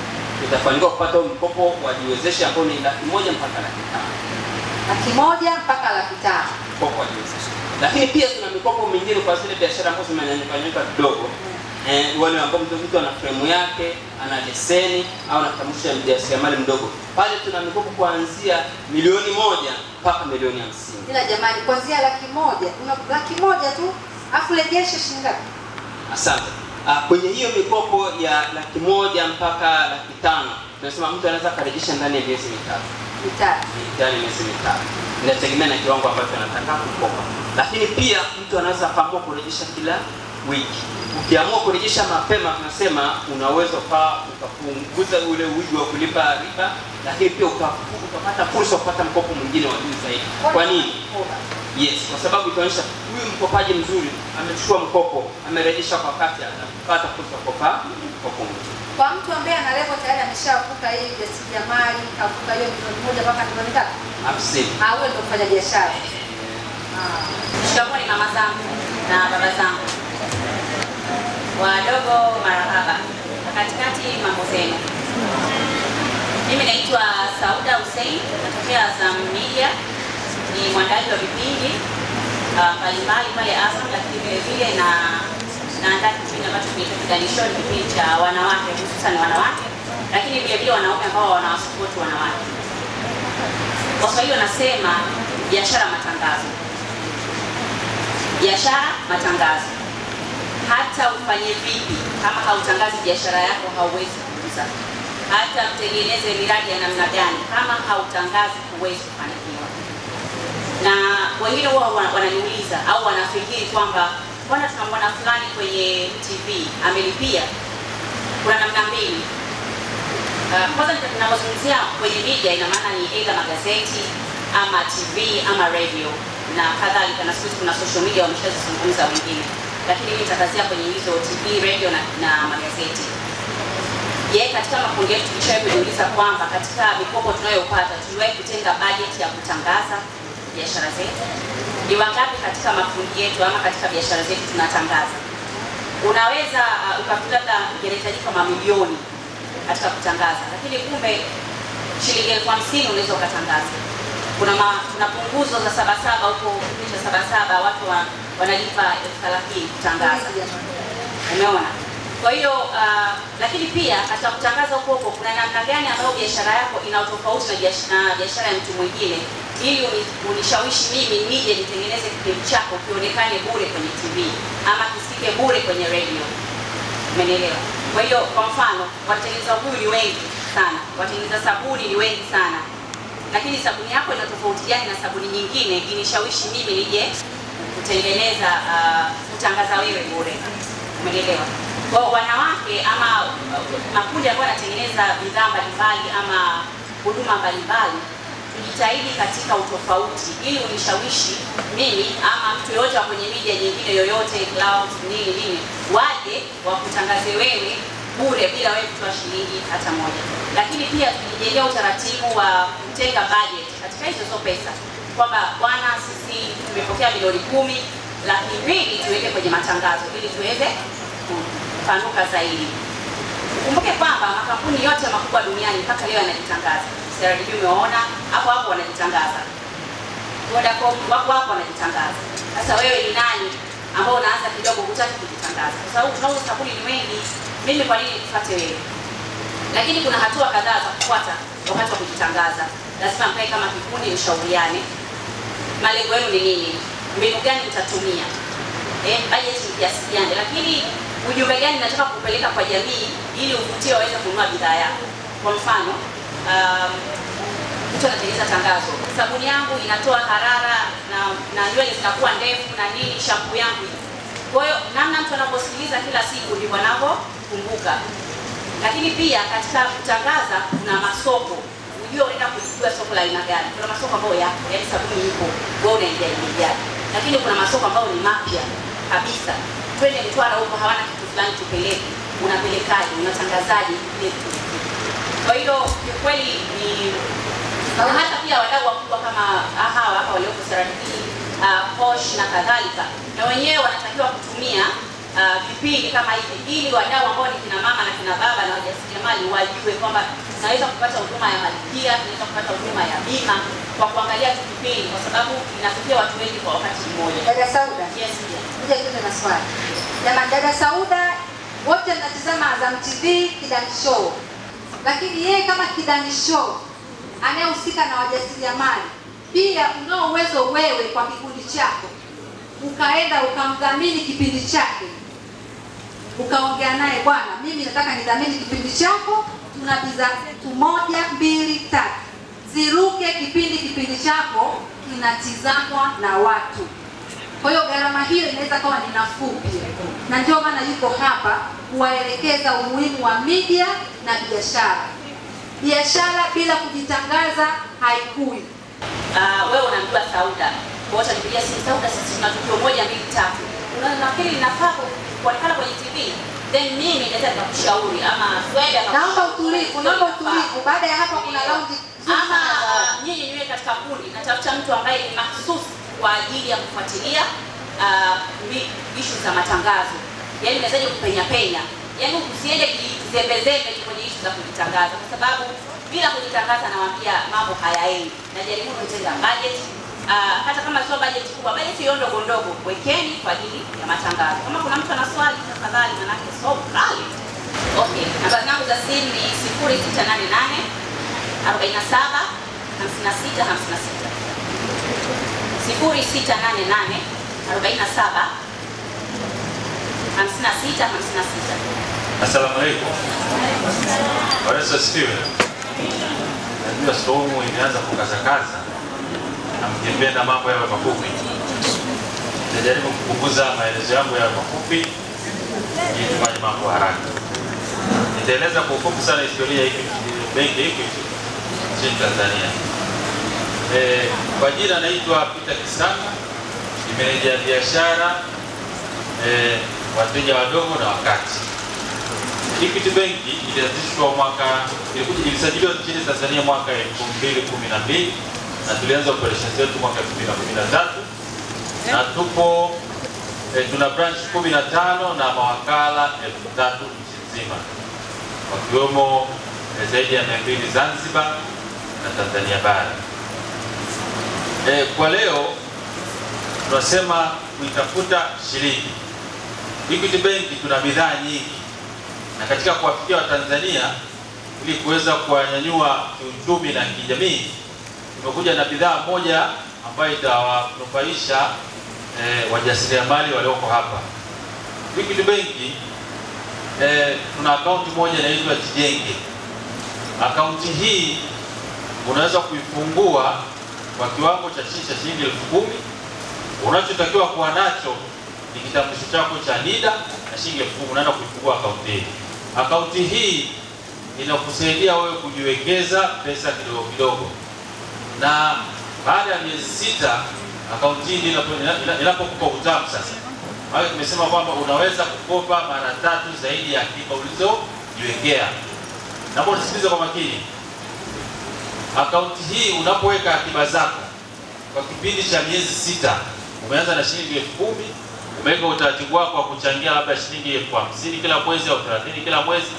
Baada ya miezi 6 una shilingi 200,000. Au kama umeamua kuweka shilingi 200,000 kila mwezi, baada ya miezi 6 milioni 1 na 200,000. Baada ya miezi 6 unaweza kuja kwetu nakwambia mimi na biashara, aidha biashara yote ambayo unaifanya, nahitaji mkopo. Benki tunakwambia kwa kutumia milioni 1 na 200,000 inaweza kuwa dhamana kwako na tukakukopesha mara 3 zaidi ya dhamana ulizoziweka. Hiyo account inaitwa? Inaitwa Jijenge account. Jijenge account. Na unaanza na mteja shilingi ngapi umesema? 10,000. 10,000. Na baada ya hapo unaweka tu utoe. Wewe unaweka tu utoe. Baada ya miezi 6? Baada ya miezi 6 sasa mwenyewe inakuwa dhamana mkopo wako. Account haina, account zote za Equity hazina makato ya mwezi, hazina chaji yoyote. Zote. Ukiamua unakuja unafungua, lakini kwa sababu ukifungua account una malengo ya kujiwekea nini? Akiba. Kwa hiyo sisi tunapenda kwamba uanze kujiwekea akiba shilingi 2,000, 5,000, 10,000 na kuendelea. Kwa mjasiriamali mdogo, unanishauri account hii ni hiyo ya Jijenge? Kwa mjasiriamali mwenye malengo yake, na kushauri account ya Jijenge. Yeah. Lakini vile vile una watoto. Tuna account zetu za super junior account ambazo mzazi unakuja kufungulia mtoto wako, unaanza kumwekea akiba taratibu. Mpaka mtoto anafikisha miaka 18 unamkabidhi account yake. Au wakati mwingine unamwekea akiba kisha miaka 5 6 ameanza shule zetu hizi za ada zetu hizi kama Zinvest. Basi unaweza kwenda kwenye account ya mtoto kwa withdraw ukalipa ada. Sasa unajua benki ina mlolongo mrefu kama nikitaka hela. Nia mkoje? Sisi tunasema kwamba wewe una biashara. Biashara yako wewe tayari una TIN number, imesajiliwa halmashauri na document zote. Zile document ambazo zimepeleka halmashauri ndio hizo tunazitaka. Basi unaenda dukani kwa unapiga photocopy shilingi 50 unatuletea. Alafu unakuja kukamilisha biashara yako. Kama una biashara ina mzunguko mkubwa, ndivyo ambapo mkopo wako unakuwa mkubwa zaidi. Kwa sababu lazima tulinganishe mauzo ya biashara yako na mkopo unaokwenda kukupatia, ili tufanye mahesabu vizuri ya kupatia rejesho ambalo utalimudu. Ili baadaye tufanye nini? Tunashindwa kuelewana. Kuna mtu ana swali kwa hili? Unajua nilichojifunza kwenye benki, zamani nilikuwa na benki moja. Unakuta pesa yote ya biashara yangu naweka benki moja. Hujakatazwa kuwa na benki hii, unaweka biashara yako ya kifungashio. Benki hii unaweka biashara yako ya nyanya. Mwisho wa siku unakuwa umejiwekea malengo. Kwa hiyo angalia wapi ambapo panakuvutia, penye unafuu, customer care, mlolongo haupo, chagua. Pekee pesa mbele yenu vitu ambavyo au huduma ambazo tunazitoa ambazo naamini zitakuwa ni huduma sahihi sana kwa ajili yenu. Nimesikia hapa kwamba kuna vikundi vingi sana vya vikoba. Sisi tuna huduma yetu moja inaitwa mkoba ambayo basically inasaidia vikundi mbalimbali kuweza kuchanga wenyewe na kupeana mikopo. Nataka tu tunajua vikundi vya upatu, hivi vya vikoba. Naona kwa kina mama ni wengi, kwa naamini wengi tuko kwenye hivyo vikundi. Labda tu niulize kwa haraka, wangapi wako kwenye hivyo vikundi vya vikoba? Tunyoshe mikono hivi juu. Asante. Sawa, sasa sisi tuna bidhaa yetu moja au huduma ambayo inaitwa mkoba ambayo kuna akaunti 2 za vikundi ambazo mnaweza mkajiunga nazo. Na kinachotakiwa ni wewe tu kuwa na line yako ambayo imesajiliwa vizuri na alama za vidole ya Vodacom. So utatakiwa kuwa at least muwe watu 3 ambao ni mwenyekiti, katibu na mweka hazina, na kianzio sio makato, kianzio cha chini cha kufungua hiyo akaunti ya kikundi ni shilingi 1,000. Inabidi uwe nacho wapi? Kwenye akaunti yako ya M-Pesa. Kwa hiyo let's say na kikundi chenu labda cha vikoba mnataka kufungua akaunti na sisi mkoba, inabidi tu na kiango cha namba shilingi 1,000 ambacho ukishaweka kwenye M-Pesa yako utafungua akaunti ambayo mtakuwa sasa nyinyi kama wanachama mnakuwa mna uwezo kupata vitu kama taarifa kiganjani mwako. Vile vile mnakuwa mnaweza kujulishwa muda wote ambapo unakuta mtu labda ameweka hela. So mimi na swali kwanza kwa mkoba. Mimi leo sijui mkoba kabisa. nina simu na line ya Vodacom na funguaje mkoba? Ndio naelekea huko. Sasa kama nimesema hapo kwamba mkoba ni huduma ambayo ipo mahususi kwa ajili ya vikundi.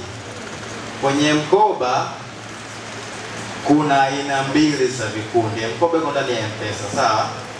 Kuna aina ya marafiki na familia ambayo ni ya kwanza, na kuna aina ya vikoba. Hii ya marafiki na familia ni akaunti mahususi kwa ajili ya wale ambao wana vikundi kama labda vya upato, ambapo labda anachanga, labda mnakuwa kama ule mchezo, anasema mchezo mchezo, labda mtu let's say wiki hii anapokea Aisha, wiki ijayo anapokea dada Betha, hivyo. Hiyo ni akaunti hiyo ya familia na marafiki ambayo ipo chini ya mkoba. Akaunti nyingine ni ya vikoba, ambayo hii nadhani wengi mifumo yenu mnakuwa mnachanga ule mfumo wa kununua hisa, kupeana jamii na vitu kama hivyo. Sasa ndio hii nyingine ambayo inakuwa itawafaa zaidi, ambayo kawaida. Naona utulivu umekuwa mdogo. Jamani, baada ya hatua hii kuna round na mchezo utachezeshwa. Kwa hiyo uvumilivu wako ndio pesa yako. Na baada ya hatua hii kuna hatua inayofuata ambayo ni nzuri sana. Kwa hiyo tunaomba utulivu na usikivu. Sawa, sasa kwenye hii vikoba kama nilivyosema hapa ni kwamba inawafaa zaidi wale ambao wanakuwa wanachanga kwa mfumo wa kununua hisa, wanakuwa wanachanga vitu kama jamii, wanakuwa na mfumo labda kuokeana adhabu mtu akichelewesha kulipa hela yake. Kwa hiyo labda vitu ambavyo unahitaji wewe kuweza kufungua akaunti yako ya mkoba leo, ina mpaka utasema umesajiliwa na alama za vidole, umesajiliwa pia na M-Pesa. So utapiga nyota 150 nyota 00 alama ya reli, utaenda kwenye namba 6 pale huduma za kifedha, utachagua mkoba. Kwa hiyo pale utakuwa na option mbili za kusajili kikundi au kuangalia mialiko. Kwa hiyo kwa mtu ambaye anataka kufungua akaunti ya marafiki na familia, ambayo nimesema hii ni more or less kama wanasema upato vile, au wanaocheza mchezo ambao labda wanachanga, and then baada ya muda wanampa mtu fulani ambaye labda anahitaji financial assistance au anakuwa na changamoto ya kifedha, anakuwa anapewa. Lakini hii ya vikoba nimesema ni kwa ajili ambao wanachanga kwa mfumo wa kununua hisa. Ila tu kikubwa ni kwamba ambacho inabidi mzingatie ni kwamba kwenye mkoba kufungua akaunti kianzio cha chini ni shilingi 1000. Lakini vile vile sisi tunahitaji watu watatu tu, ambaye ni mwenyekiti, katibu na magazini ambao na line za Vodacom. Vile vile ukifungua hii akaunti, kutoa hela yako wewe kwenye M-Pesa kuingiza kwenye akaunti yako ya kikundi ni bure. Kutoa hela kwenye akaunti yako ya kikundi kwenda kwenye M-Pesa ni bure. Hakuna makato yoyote yale ya siku wala ya mwezi ambayo yapo. Kila unachokifanya kuanzia taarifa za nyinyi ambazo mnakuwa mnazipokea mtu akiwa amechanga, kwa mtu akichanga muda wowote 24/7 masaa 24, lazima wote mnapokea ujumbe wa SMS kwamba fulani bili fulani amechangia labda hisa au jamii au amechangia shilingi fulani kwenye kikundi cha fulani.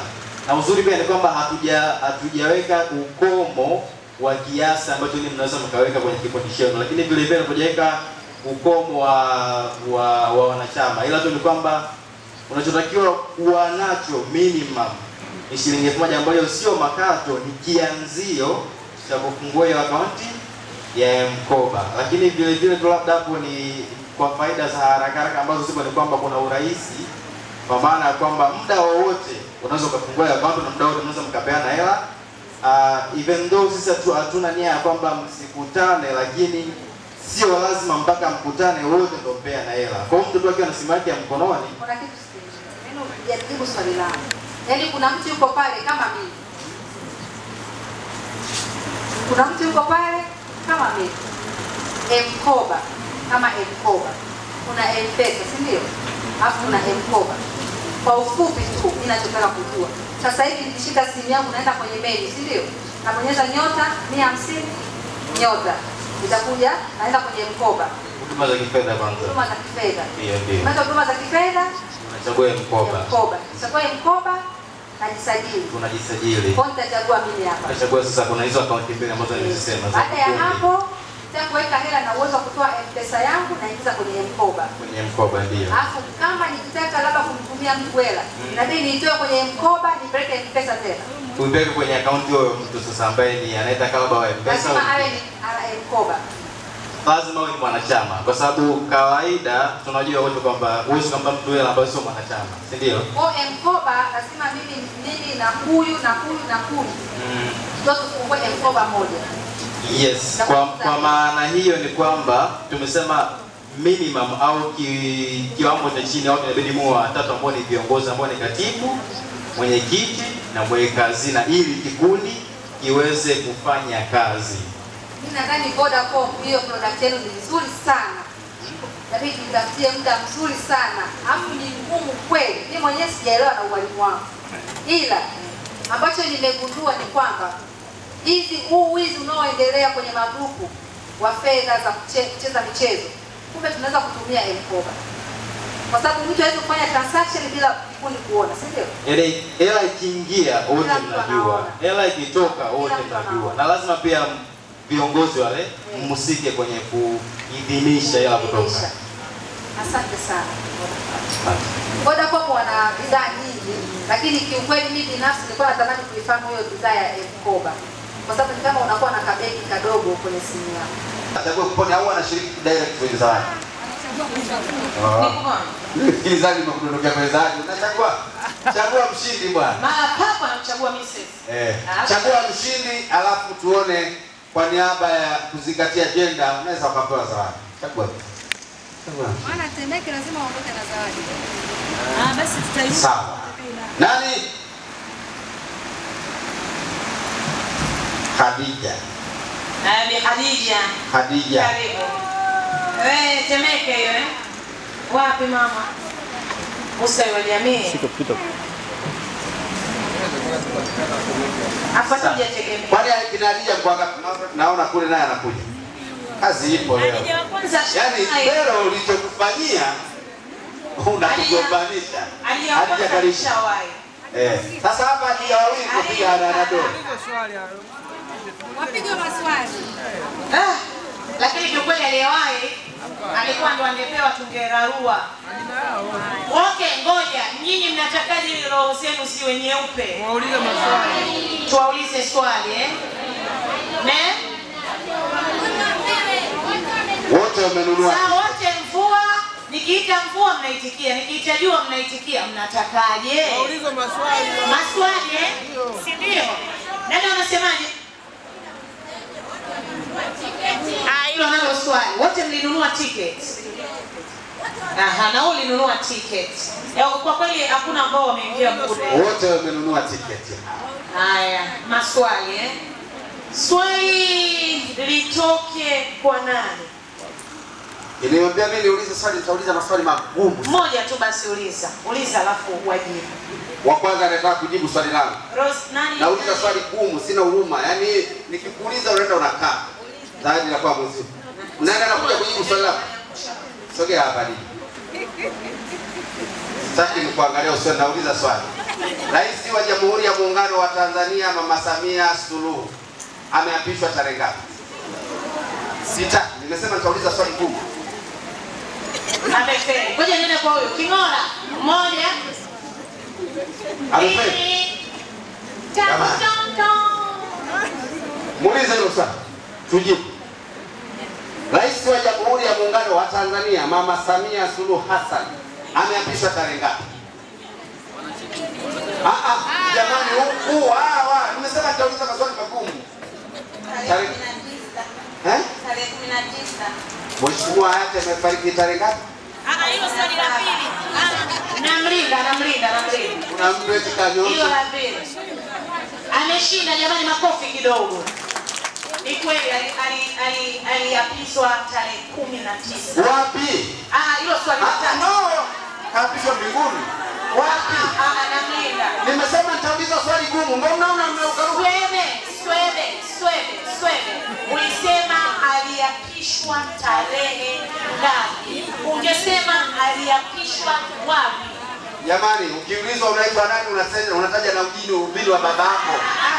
Mimi naitwa Swebe ndio. Haya, basi nimeisha tuokoe muda. Tuwape zawadi. Swebe, afu kumbuke sisi ndo tunaongoza nchi. Tuwape zawadi sana. Najua hilo. Kuna bishana kidogo. Ninajua. Haya, ngoja tumkaribishe Betha. Karibu. Anaitwa zawadi? Prosper, leta zawadi kwa kabisi. tuwakabidhi. Kakosa? Ndo swali lilikuwa gumu. Swali lilikuwa gumu. Huyu brother naye anapata? Karibu kapumzike.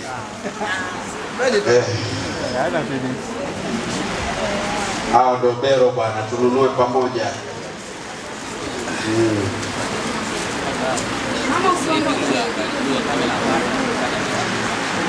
Picha hiyo. Mambo una bahati umejiokota mwenyewe. Watu wananyota mjini. Sawa.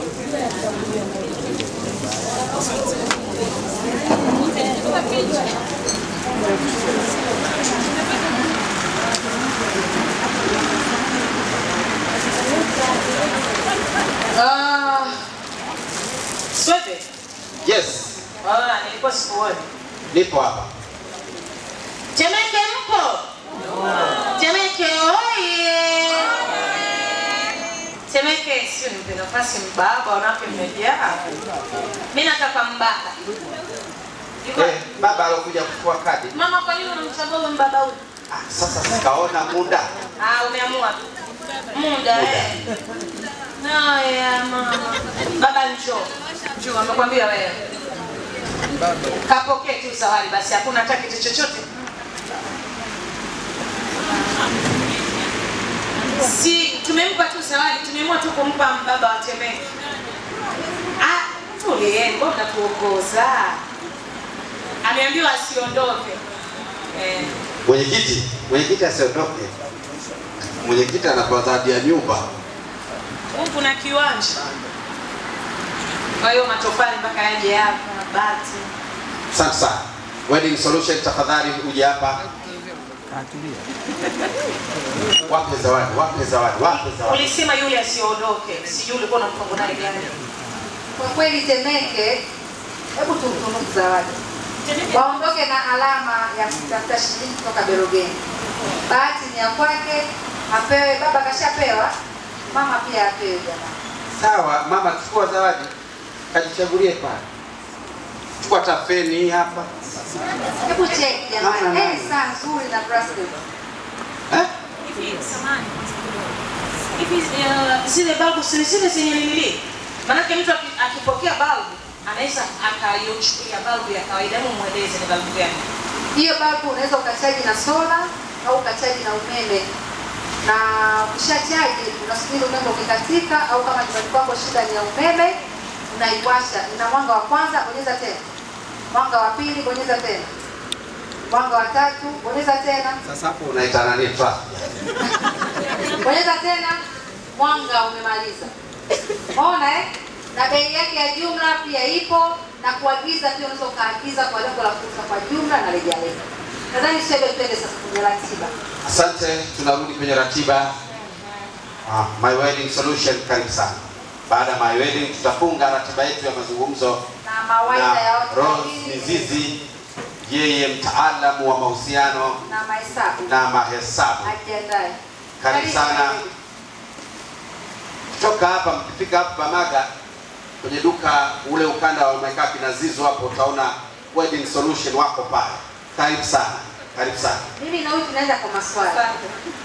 Naomba kujitambulisha bwana. Habari za jioni. Natumai nimepata mengi leo. Imekuwa siku ndefu lakini nzuri sana. Kwa majina naitwa Ana Lema, mkurugenzi wa My Wedding Solutions pamoja na Adorable Wedding Present. Jamani, nilisikia kuna vikundi huko wanashona, si ndio? Pia kuna maduka ya jumla usikute wanauza nguo, lakini pia najua kuna watu wanatamani sana kufanya biashara za nguo, kushona, niku. Ndio tukawa tumemwalika My Wedding. Hata leo hii nimevalishwa na yeye. Na huu mzigo upo tu wa kutosha. Sasa kwa mtu ambaye anaanza biashara ya kushona, kuanzia hapo kwa kushona unamshauri nini? Kwa biashara ya kushona, sasa unajua miaka ya nyuma naweza nikasema kwamba biashara kubwa ambayo wanawake wengi walikuwa wanaamini biashara ni kushona. Na mimi nakumbuka binafsi kwetu tulikuwa wadada wakazi wanaokuja, kitu cha kwanza kujifunza ni kwenda kushona. Tulikuwa tunaona ni biashara ya kawaida, lakini kwa miaka ya sasa hivi ushonaji umekuwa ni biashara kubwa sana. Nyinyi wote ni mashahidi kwamba tuna designer wakubwa, watu wanalipwa hela nyingi. Sisi tunauza nguo za harusi za kushona mpaka milioni 2. Kwa hiyo tunaona kwamba ushonaji sasa hivi umekuwa ni kitu kikubwa sana duniani, sio Tanzania tu, duniani. Madesigner sasa hivi wamekuwa ni watu ambao anatoka mbele, kifua mbele kwamba mimi ni designer. Kwa hiyo mimi nasema kwamba kwa mtu ambaye anataka aanze kushona, aanze yeye kwanza kujifunza kushona. Akishajua vizuri kushona, ndio aweze sasa kufikiria biashara ya kushona na kuweza kununua cherehani kwa ajili watu wengine, kwa sababu kuna changamoto kubwa sana ya mafundi wa kushona. Mimi nimebahatika kujua historia yake, ametoka mbali sana. Lakini swali langu ni moja. Umewezaje leo hii kufikia hatua ya kuitwa Maiweni, lakini pia una brand yako nyingine anaandaa maonyesho yanaitwa Adorable Wedding Trade Fair. Ni kitu gani ambacho kimekufikisha hapo? Siri ni nini? Siri kubwa ni uvumilivu katika biashara, na pili ni fashion ya kitu unachotaka kukifanya. Mimi nilianza kwa mtaji mdogo sana, na wakati huo nilikuwa napata changamoto kubwa ya wazazi kwamba wewe ni binti mdogo, hautaweza. Yaani kwetu tumesoma zaidi na sio kuajiriwa. Kwa hiyo mimi nilikuwa nategemea sana na mimi kwamba nitasoma, nitaenda kuajiriwa. Lakini kwa bahati nzuri nilisoma, wakati nasoma nikapata mwalimu ambaye alikuwa ni mwalimu wangu wa shule, akaniambia wewe ni kamanda, kwa nini usifanye biashara? Kwa hiyo wakati nasoma nilipata knowledge ya kujifunza biashara, nikaamua kuingia kwenye biashara na wakati huo nasoma. Kwa mamangu akanishauri kwamba badala ya kuendelea na kusoma, kwa nini usiendelee na biashara ambazo tayari umeshaanza?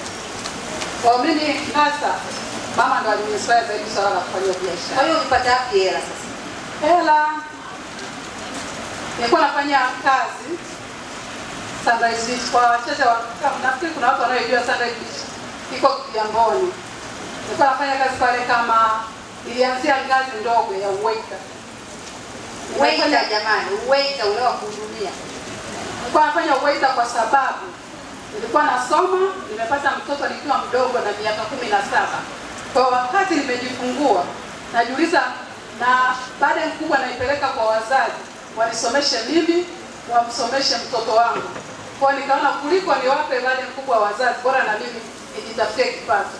Ndio mwanzo wa kwenda kufanya kazi. Nianzia Kigamboni, nafanya kazi ya kulipwa shilingi 70 kwa mwezi. Wakati huo pia niko darasani. Kwa ule mshahara ndio napewa, na jikimu naamua kuiweka kwa ajili ya mtoto wangu ili nisiombe hela kwa wazazi ya kumpeleka mtoto shule. Kwa ndio nilikoanzia, nilianza 70 mwezi wa kwanza, wa pili, wa tatu nikapandishwa kutoka 70 mpaka 130 kwa juhudi ya kazi. Nilikuwa sina Jumapili, sina Jumatatu. Siku zote naenda kazini. Baada ya miezi mitatu, kuna staff mmoja hivi akaniambia, unapofanya kazi hao ndio wanakupenda, waambie unaacha kazi ndani ya miezi mitatu tu. Ndio maana nasema biashara na kujituma kufanya kazi unalipa sana. Ndani ya miezi mitatu nimepandishwa mara 3. Kwa hiyo ina maana huyu mtaji wake aliupata kwenye kazi aliyokuwa anaifanya. Kuna mtu ana swali? Swali lolote? Atakayeuliza swali anapata zawadi. Beta, namba zako za simu. Nataka niongezee tu hapo kwamba tumeshajifunza mengi kwa masuala ya biashara. Kikubwa ninachopenda kuwashauri ni kwamba unapofanya biashara usijipweteke pale ulipo. Mimi nilifanya biashara kwa kufungua duka, My Wedding Solution. Wakati nafungua duka, Sinza kulikuwa na maduka mawili tu ya nguo za harusi. Bahati nzuri au mbaya, ilikaa kama miaka 5. Nikaja kufuatilia maduka yaliyoko Sinza, yalikuwa yamefika maduka 26. Kutoka maduka mawili. Watanzania tuna kitu kimoja, ukiona fulani anafanya biashara fulani, na wewe unataka uige hiyo hiyo. Unaona? Kwa mimi tulianza biashara nguo za harusi. Baada ya miaka 5, kutoka maduka mawili hii Sinza, kuna maduka 26. Kwa hiyo nikajiuliza sasa, ninafanya nini zaidi ya hapo, kwamba nawezaje nikapata hela kutoka kwa hao ambao wanafanya biashara moja na mimi. Ndio hapo nikaja na idea mpya ya kuwa na biashara ya tunaita ni maonyesho ya biashara yanayohusisha sasa watu wa huduma wote wa sherehe, wakiwepo hao wenye maduka ya nguo za harusi. Nakumbuka aliposema yule baba, Musa sasa hivi kuna maduka mengi ya harusi.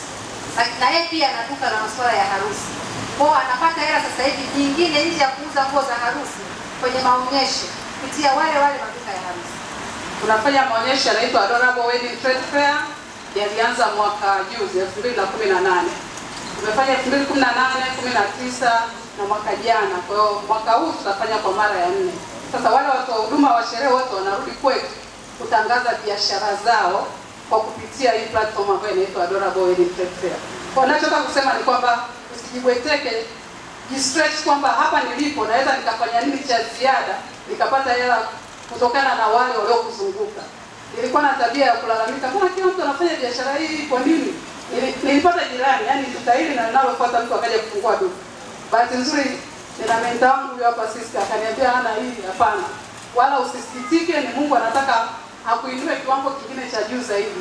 Kwa kupitia ile Mungu ndo akaniinua kufanya biashara nyingine ambayo ndio hiyo Adorable Wedding Trade Fair. Na mimi nimejifunza. Nashukuru sana dada.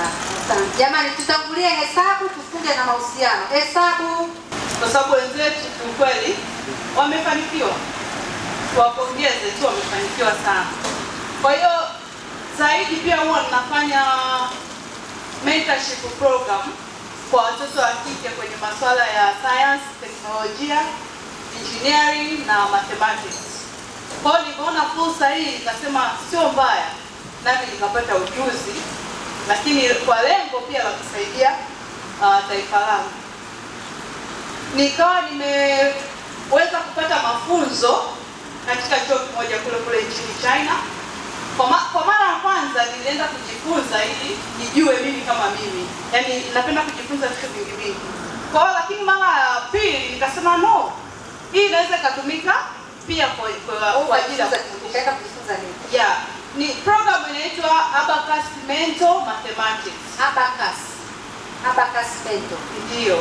Abacus Mentor Mathematics. Ni program ambayo zaidi inasaidia watoto wa miaka 5 mpaka 12 na inasaidia sana kwenye somo la hesabu. Leo hii tunaitafuta shilingi, lakini shilingi bila mahesabu hakuna kitu. Na programu hii ina faida zile za kitaaluma, lakini faida pia za kimaisha. Tunamsaidia. Hiyo Abacus. Mtoto akiitumia anajua kuhesabu au inakuwaje? Okay, asante. Abacus mtoto akiitumia anajua kuhesabu, lakini pia anaishi hesabu. Yaani kuna zile tabia ambazo baada ya training kwa mtoto unaweza unaona mabadiliko pia. Kwa mfano, hebu tumia Abacus kwangu. Okay. Ndio kwa vitendo. Sawa. Labda mimi ndo mtoto, yeye ndo ananifundisha, ananipa Abacus. Naona jamani? Haya. Mimi ndo mtoto hapa. Nataka nione hiyo Abacus. Okay. Abacus yenyewe ni kifaa hiki hapa. Hichi ndo Abacus. Yes. Nakiona Kwa hiyo kuna namna sasa ya hizi beads zina value yake. Hii ni mamoja, mamia, makumi, mamia, maelfu na kuendelea. Kwa hiyo 1, 2, 3, 4 hii yenyewe ambayo iko moja ya juu ina thamani ya 5. Kwa hiyo huu mstari mmoja una thamani ya 9. Umeona? Kwa mwanzoni tunamfundisha mtoto kwa kutumia hiki kifaa. Aweze kukitumia hiki kifaa. Lakini baadaye tunamtrain aweze kuhamisha hiki kifaa kwenye akili yake. Bahati mbaya au niseme nzuri, sikuweza kupata ujuzi wako mapema. Ningekuja na watoto ambao tayari tumeshawatrain, ningeweza kuona. Unamuuliza mtoto maswali, anafanya yani ndani ya millisecond ameshakutoa jibu. Umeona? Na nachangamsha ubongo. Yes, na memory pia. Na nimefanikiwa kuona hizo video za hao watoto. Ni wadogo, lakini uliza somo la hisabati anajibu kwa haraka. Ndio. Na 2019 tulitoa tulikuwa tujaanza rasmi, nilifundisha tu mtoto mmoja na nilipeleka kwenye international competition Malaysia. Alifanya vizuri sana. Na yule mtoto anaweza kufanya maswali 50 ndani ya dakika 5. Sasa mimi nina shule, kuna mtu ana shule pale, anakuhitaji. Unafanyaje? Anakupa Kwa mfano mtu wa shule. Okay. Utaratibu ukoje? Okay. Kwa mtu mwenye shule, utaratibu ni kwamba tunaongea, then tunapanga, kwa sababu wewe mwenye shule kina program. Kwa hiyo tunapanga namna gani ya kuyaanzisha hiyo program katika au kama ni nyumbani au kama ni nyumbani pia huduma hiyo tunatoa. Wale ambao wanasema okay, labda shule inaweza kukataa kwa sasa hivi kulingana na ratiba zao, mimi nahitaji mwanangu aje. Namba za simu. Namba za simu. Namba zangu za simu ni 0755 53 26 05. Nataka kujua pia gharama ya mafunzo ni bei gani? Okay, gharama ya mafunzo kwa upande wa shule, kidogo gharama inakuwa sio kubwa sana, na lakini pia ni maelewano kati ya sisi na uongozi wa shule. Kwa upande wa nyumbani vile vile, kwa sababu tunachoangalia zaidi pia ni muda. Nafikiri umenani, na kwenye program hii tunaangalia pia time management. Umeona? Tunaangalia ule muda ambao mtoto mzazi anataka mwanae ajifunze. Kuna risali moja, kuna masaa mawili, kwa hiyo tunaangalia. Lakini pia tunaangalia distance, kwamba wewe unaishi wapi? Labda mimi na nipo Tabata. Umeona? Tunaangalia ile distance ambayo mwalimu anaitumia. Kwa hiyo gharama ya mafunzo ni maelewano. Maelewano. Nimechukua namba za simu. Tunashukuru sana. Asante sana. Nashukuru sana. Jamani, kuna swali moja pale. Moja tu. Abakas. Yaani tungetamani kujua tu minimum na maximum ili tujue tunachezea wapi. Yaani manake tuna hang tujue tu minimum na maximum. Sawa. Naomba kwanza nianze na vifaa. Vifaa vinakuwa seti nzima ambapo kunakuwa na vitabu vitatu na vingine na abakas hiyo, lakini pia kuna vifaa vingine kwa ajili tunajua tunadili na watoto. Kuna vifaa vingine vya kuweza kumtrain memory ya kwake, yaani kumbukumbu yake. Umeona? Kwa vifaa ni kwa seti tunauza 55. Lakini kwa gharama ya ufundishaji kwa mwezi kwa minimum niseme kwa minimum ni 30. Lakini maximum ni 40.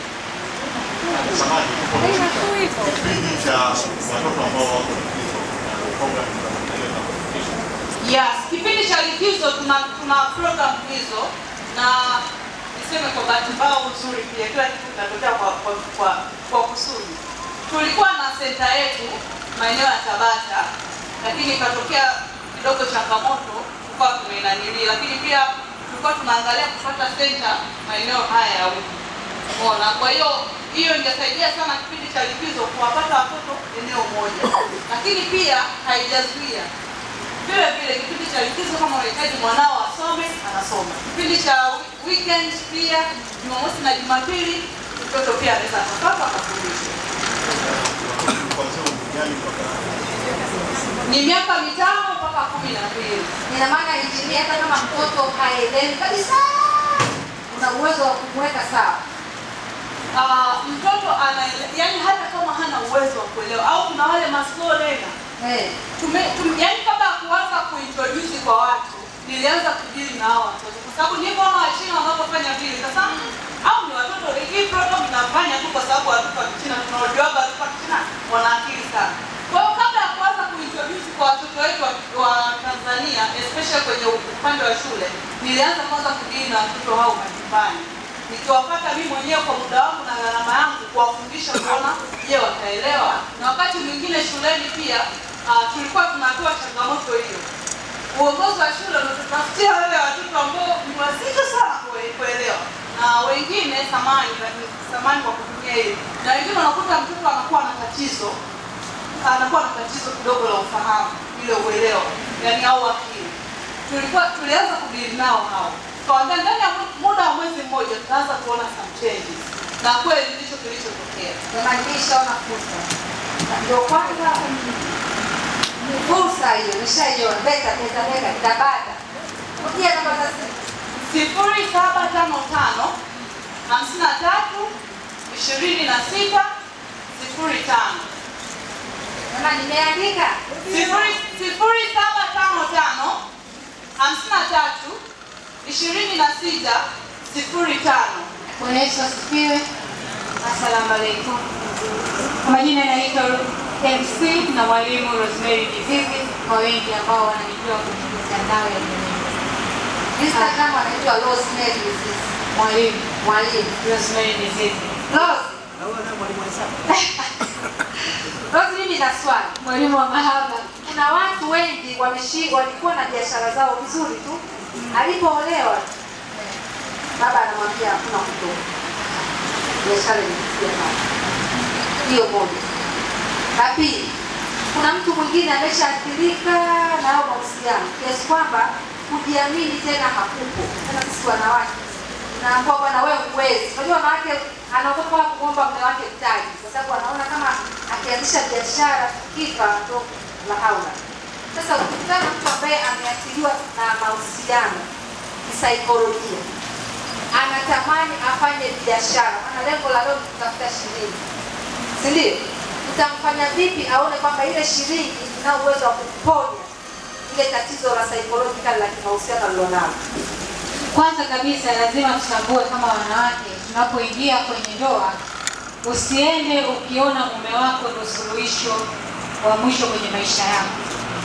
Yaani ingia kwenye ndoa ukiwa wewe mwenyewe umeshajijenga na umesimama na unajua unachokifanya ni kitu gani. Na mume wako anapokuja kwenye maisha yako, ajue ya kwamba anakuja kwa sababu ya yeye ni mume, lakini amekukuta wewe tayari umekamilika.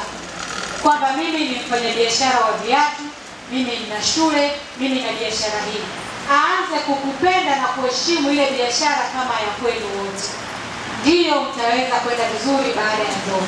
Na wakati anaanza tokea siku ya kwanza, mweleze ya kwamba biashara yangu ndio kila kitu changu. Kwamba siwezi kuiacha kwa sababu naamini biashara yangu itakusaidia nyumbani, biashara yangu itanisaidia mimi kuwa mke mwema kwako, biashara yangu itakusaidia wewe utakapokuwa huna, ya kwangu itasaidia. Lakini pia wake wa ndoa huwe mnatoa hela zenu. Mara nyingi na kesi nyingi wanaume wanalalamika wanawake wa ndoa, hela zenu za kwenu, za mume wako, za kwetu. Lazima mwanaume atakukatalia wewe kufanya biashara, maana hela haioni. Sasa mume wako akikoma kodi, wewe ukalipa kodi, ataacha kukubariki ufanye biashara? Eti wa baba, wewe ukiwa umekwama alafu mke wako akalipa kodi, utamkataza kufanya biashara? Hawezi kukataza. Lakini wanawake wengi kwenye ndoa mnakuwa wa binafsi. Hela zenu zinakuwa za kwenu, ndio maana. Lakini pili, kwa wewe mwanamke ambaye mume wako anakukataza usiende kufanya biashara, si kuota hela za mboga kwanza uweke kwenye kibubu. Halafu uchezee upati. Siku hizi kuna upati wa 1,000, 2,000, 5,000, 10,000, inategemeana na hela yako ya mboga.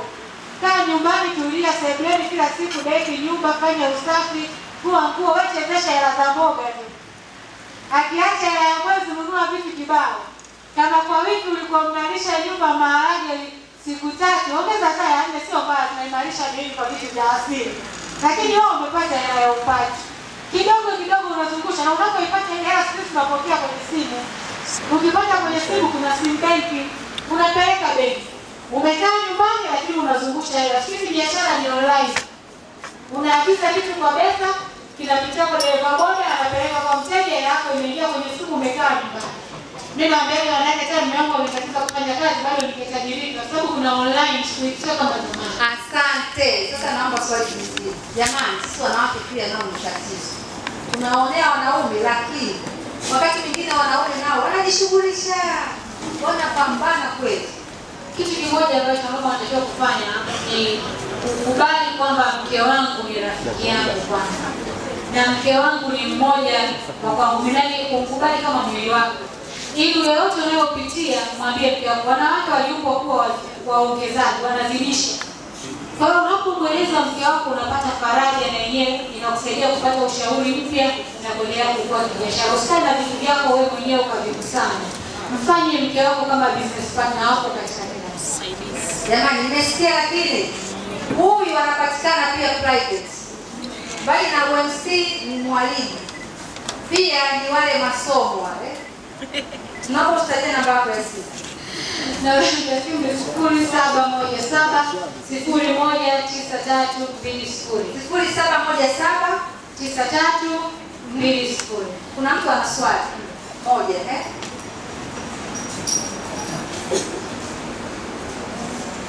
Kwa jina naitwa Esther Moshi. Sisi tunaamini kwamba mwanamume sio kila kitu sometimes. Lakini inawezekana kwa mabinti. Unakuta binti ana biashara yake kubwa, lakini baadaye akaolewa. Yeye biashara yake inaporomoka. Nini sababu kuporomoka biashara? Kuna vitu viwili.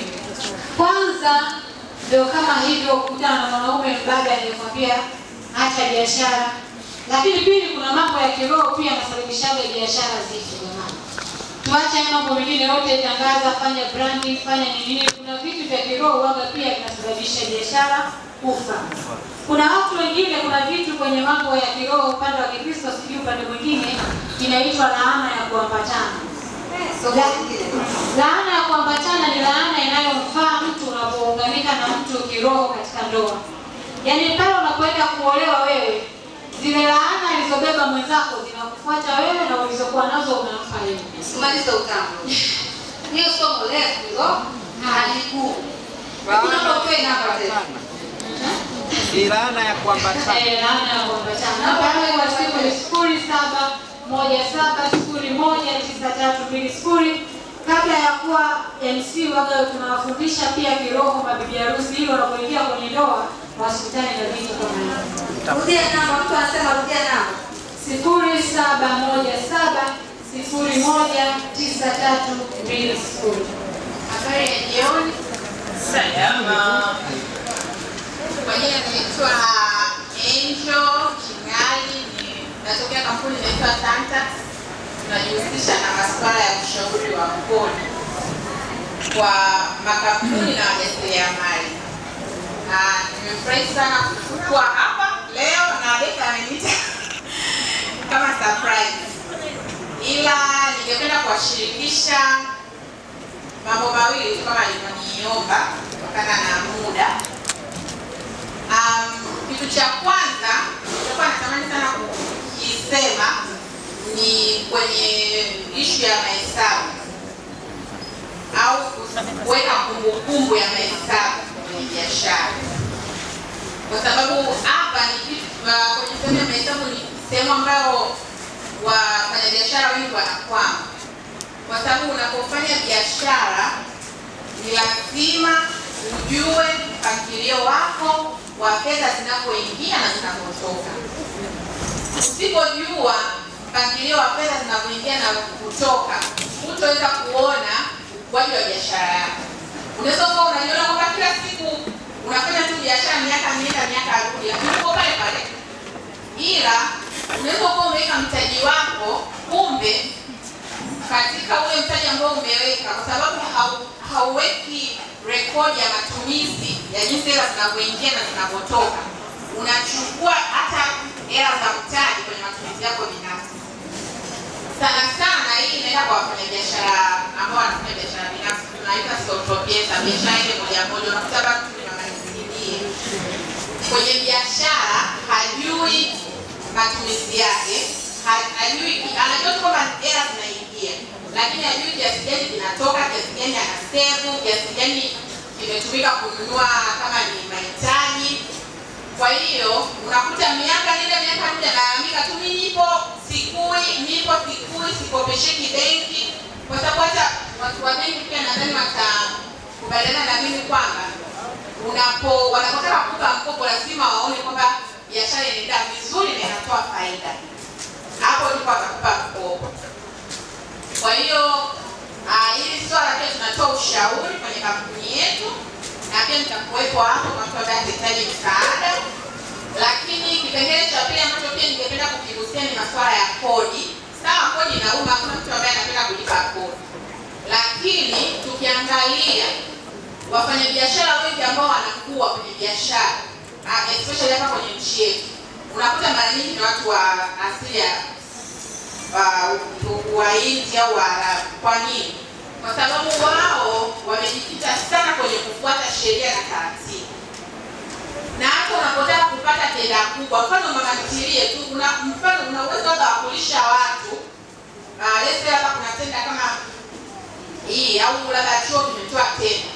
Wewe unapika, una uwezo wa kulisha, lakini watakwambia lete labda mahesabu yako, una lete vitabu vyako tuone matumizi, kama na faida unapata huna, unalipa kodi huna, una leseni huna. Sasa kweli utapata biashara, lakini kupika unaweza. Kwa hiyo hili pia ni swala ambalo wafanyabiashara inabidi tubadilike, especially sisi wa asili ya ngozi nyeusi kwa sababu wenzetu wametupiga gepu hapo, kila siku matenda ya siku kuuza peni, karatasi. Kwani sisi cha kawaida sasa kuuza peni na karatasi, lakini wale wanafuata sheria, wanaenda wanasajili, wanapata TIN number, wanapata leseni, wanajiweka standby. Ikitokea tenda sisi tunahitajika mtu wa kusupply peni na karatasi Tanzania nzima, lete documentation hizi wanazo. Wewe Mswahili haya tukupe fursa, kodi hujalipa, leseni huna, sasa utapata hapo hiyo fursa kwa jamani. Kwa hiyo nilichogundua ujanja mkubwa kukamata tenda, lazima ufuate hizo. Lazima ufuate sheria na sio sheria ngumu, kwa sababu sasa hivi kama TIN ni bure kwa mfanyabiashara na kuna triki nyingi ambazo watu wengi hawazijui. Kwa hiyo labda sisi wadau itabidi tupeleke hao mawazo sehemu kama TRA, kwa sababu unakuta mtu anasema mimi naanza biashara lakini kwa nini akadiliwa kodi kubwa? Hapana, unaweza ukaenda TRA ukaelezea bila kuogopa. Ndio tunarudi kwenye swala la ujasiri. Mtu anaenda TRA yani tayari kashaka kichwani kwamba TRA utalipa kodi kubwa, kwa hiyo sitaweza kulipa, kwa hiyo yani anaenda na negative. Lakini nenda na confidence, jiamini kwamba mimi biashara yako ndio naanza, mtaji wangu ni kiasi fulani, kuna kodi mpaka 0, ulipi kodi, unapata TIN yako, unaenda manispaa, unapata leseni yako, unapewa clearance. Leo imetokea tenda kubwa, unatakiwa labda lese upike chakula. Na kitu kingine pia naomba niongezee, swala la uaminifu ni kitu muhimu sana, kwa sababu nakumbuka kuna siku Open Kitchen aliwahi kuandika kwenye page yake kwamba yeye anaweza akalisha hata watu 3000 bila mtaji wowote, kwa sababu ana uaminifu wa supplier. Yaani yeye anaweza akaenda Manzese, ana mtu wa kumpa mchele, ana mtu wa kumpa nyama, ana mtu wa kumpa ndizi. Kwa hiyo unakuta ana mtu wa kumkodishia vyombo, anachukua tenda, ana documentation zake vizuri, anapika, akimaliza akishalipwa hela yake anarudisha kwa supplier wote. Kwa hiyo akishajenga uaminifu kiasi kwamba yule mtu anaweza akampa na akachukua tenda kupika hata 10,000 asitetereke. Kwa hiyo lazima tunapofanya biashara, na Betabeka hapa alisema kwamba lazima tuwe na malengo. Je, wewe malengo yako ni kufika wapi? Au unataka tu unapika mwanatilie kila siku uko pale pale, siku nenda rudi, ukui, kila siku unalalamikia serikali haisaidii? Hapana, lazima na wewe mwenyewe ujiongoze ili uwe na mimi vision kwamba mimi nataka nifike wapi. Kwamba mtu ambaye ninamwangalia hapa kwenye biashara yangu ninaofanya amefika sehemu fulani, je, mimi nafanyaje ili nifike pale? Kama yeye anafuata documentation, basi nafuata. Huwezi kukosa tenda. Kwa hiyo hayo ndio machache naweza kushare na nyinyi leo. Haya, kuna swali lolote? Lipo. Haya, swali.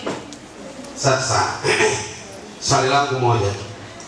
Nitoka kuzaliwa pale mtaani kwetu, kuna mama mmoja anakaanga samaki. Badiliko ambalo nimeliona mimi ni lile eneo la kukangia samaki limeota supu tu, lakini ni yeye yule miaka toka nakuwa mpaka hivi leo. Tatizo ni nini? Unikumbusha, ngoja hivi jamani, maana na mimi niweje kujaribu. Mbona mkao una faida sana, lakini sio ndio usafika utajirika sana. Ndio hapo sasa tunarudi kwenye swala kuweka kumbukumbu. Labda nikupe mfano mmoja tu. Mimi pia ninaduka Kariakoo la nguo. Niligundua kwamba kila siku nauza nguo, lakini duka langu halikui. Kwa hiyo nikasema sasa hapa trick yangu ni moja tu, najitoa kabisa kwenye usimamizi wa fedha. Yaani mimi sitaki kuhusika kabisa kugusa hela yoyote.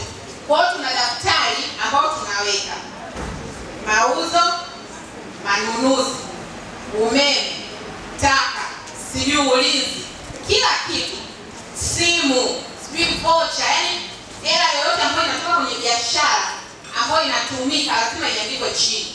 Kwa hiyo tumeuza sijui 50,000, lazima tuweke kwamba tulilipia taka. Kuna watu walichukua hapa 1,000 msafiri, sio alichukua. Kwa hiyo mwisho wa siku ile 50,000 badala ya mimi kuchukua kwamba nikalipia 20,000 kwa bero, sio kweli hela inatakiwa kwenda kulipia kwa bero, inatakiwa irudi kwenye biashara kwa sababu ule ni mtaji. Ukitoa ukalipia 20,000 kuja hapa kwenye semina tayari umeshaharibu mzunguko. Kwa hiyo utakuwa unajua kama unaingiza hela lakini uone ukiendelea kwa sababu biashara haikui. Kwa hiyo sasa mwisho wa siku nikishatoa zile hela, najua okay, kwa katika 50,000 nimebakia na 20,000. Kwa hiyo inamaanisha biashara yangu imeuza lakini nimeweza kujilipa 20,000. Nimetoa kodi ya pango, kila kitu.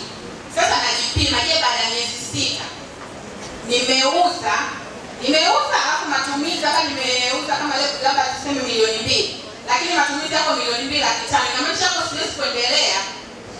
Umeona, kwa sababu nimeweka total ya matumizi yangu. Siwezi kuendelea kwa sababu ninatumia 2,250,000, nimeuza 2,000,000. Au nafika sehemu kwamba nimeuza 2,000,000, nimetumia 2,000,000, inamaanisha sikui. Kwa hiyo kama nimeuza 2,000,000, nimetumia 2,000,000, maana yake kwamba niko kwenye position nzuri kwa sababu biashara inakava zile matumizi muhimu. Sasa nifanye kitu gani cha ziada ili niweze kuona umuhimu wa mimi kufanya biashara? Kwa maana kwamba aidha niongeze nguvu kwenye kutangaza zaidi bidhaa zangu zitoke, au kutoa ofa, au yani hivyo kwamba ninaongeza mkakati gani ili niweze kupata faida, biashara iweze kutoka kwenye sehemu moja kwenda nyingine. Kwa hiyo jamani, hesabu hazidangani kama mnavyojua. Kwa hiyo mali bila daftari Kuliwa bila habari. Upotea bila habari. Namba za simu taalam. Namba za simu ni 0786 0786 21 22 32 una swali? Nataka kushukuru tu. Asante sana. Swebe, nataka kutoa zawadi kushona. Na baba mmoja pale kaoni. Lakini katoka Temeke mpaka hapa kanispire. Mimi naomba yule baba apewe na hii zawadi naenda kumpelekea mzee. sasa Muda mrefu sana. Hii blender ya mkono haihitaji mrefu. Nadhani kama kuna nyingine apewe na yule baba pale. Dada amenispire. Unajua bwana, uko mzima na mikono na nguvu. Fanya kazi. Ukimwona mtu Mungu amejalia vile alivyo, lakini bado anajituma, anakuja mpaka huku. Hebu moyo wako ufusu. Tena usutike. Swa. Na leo kutoka hapa ukaitafuta shilingi vizuri. Sasa wewe uko hivi, yeye yuko vile. Unashinda hivi kutafuta shilingi.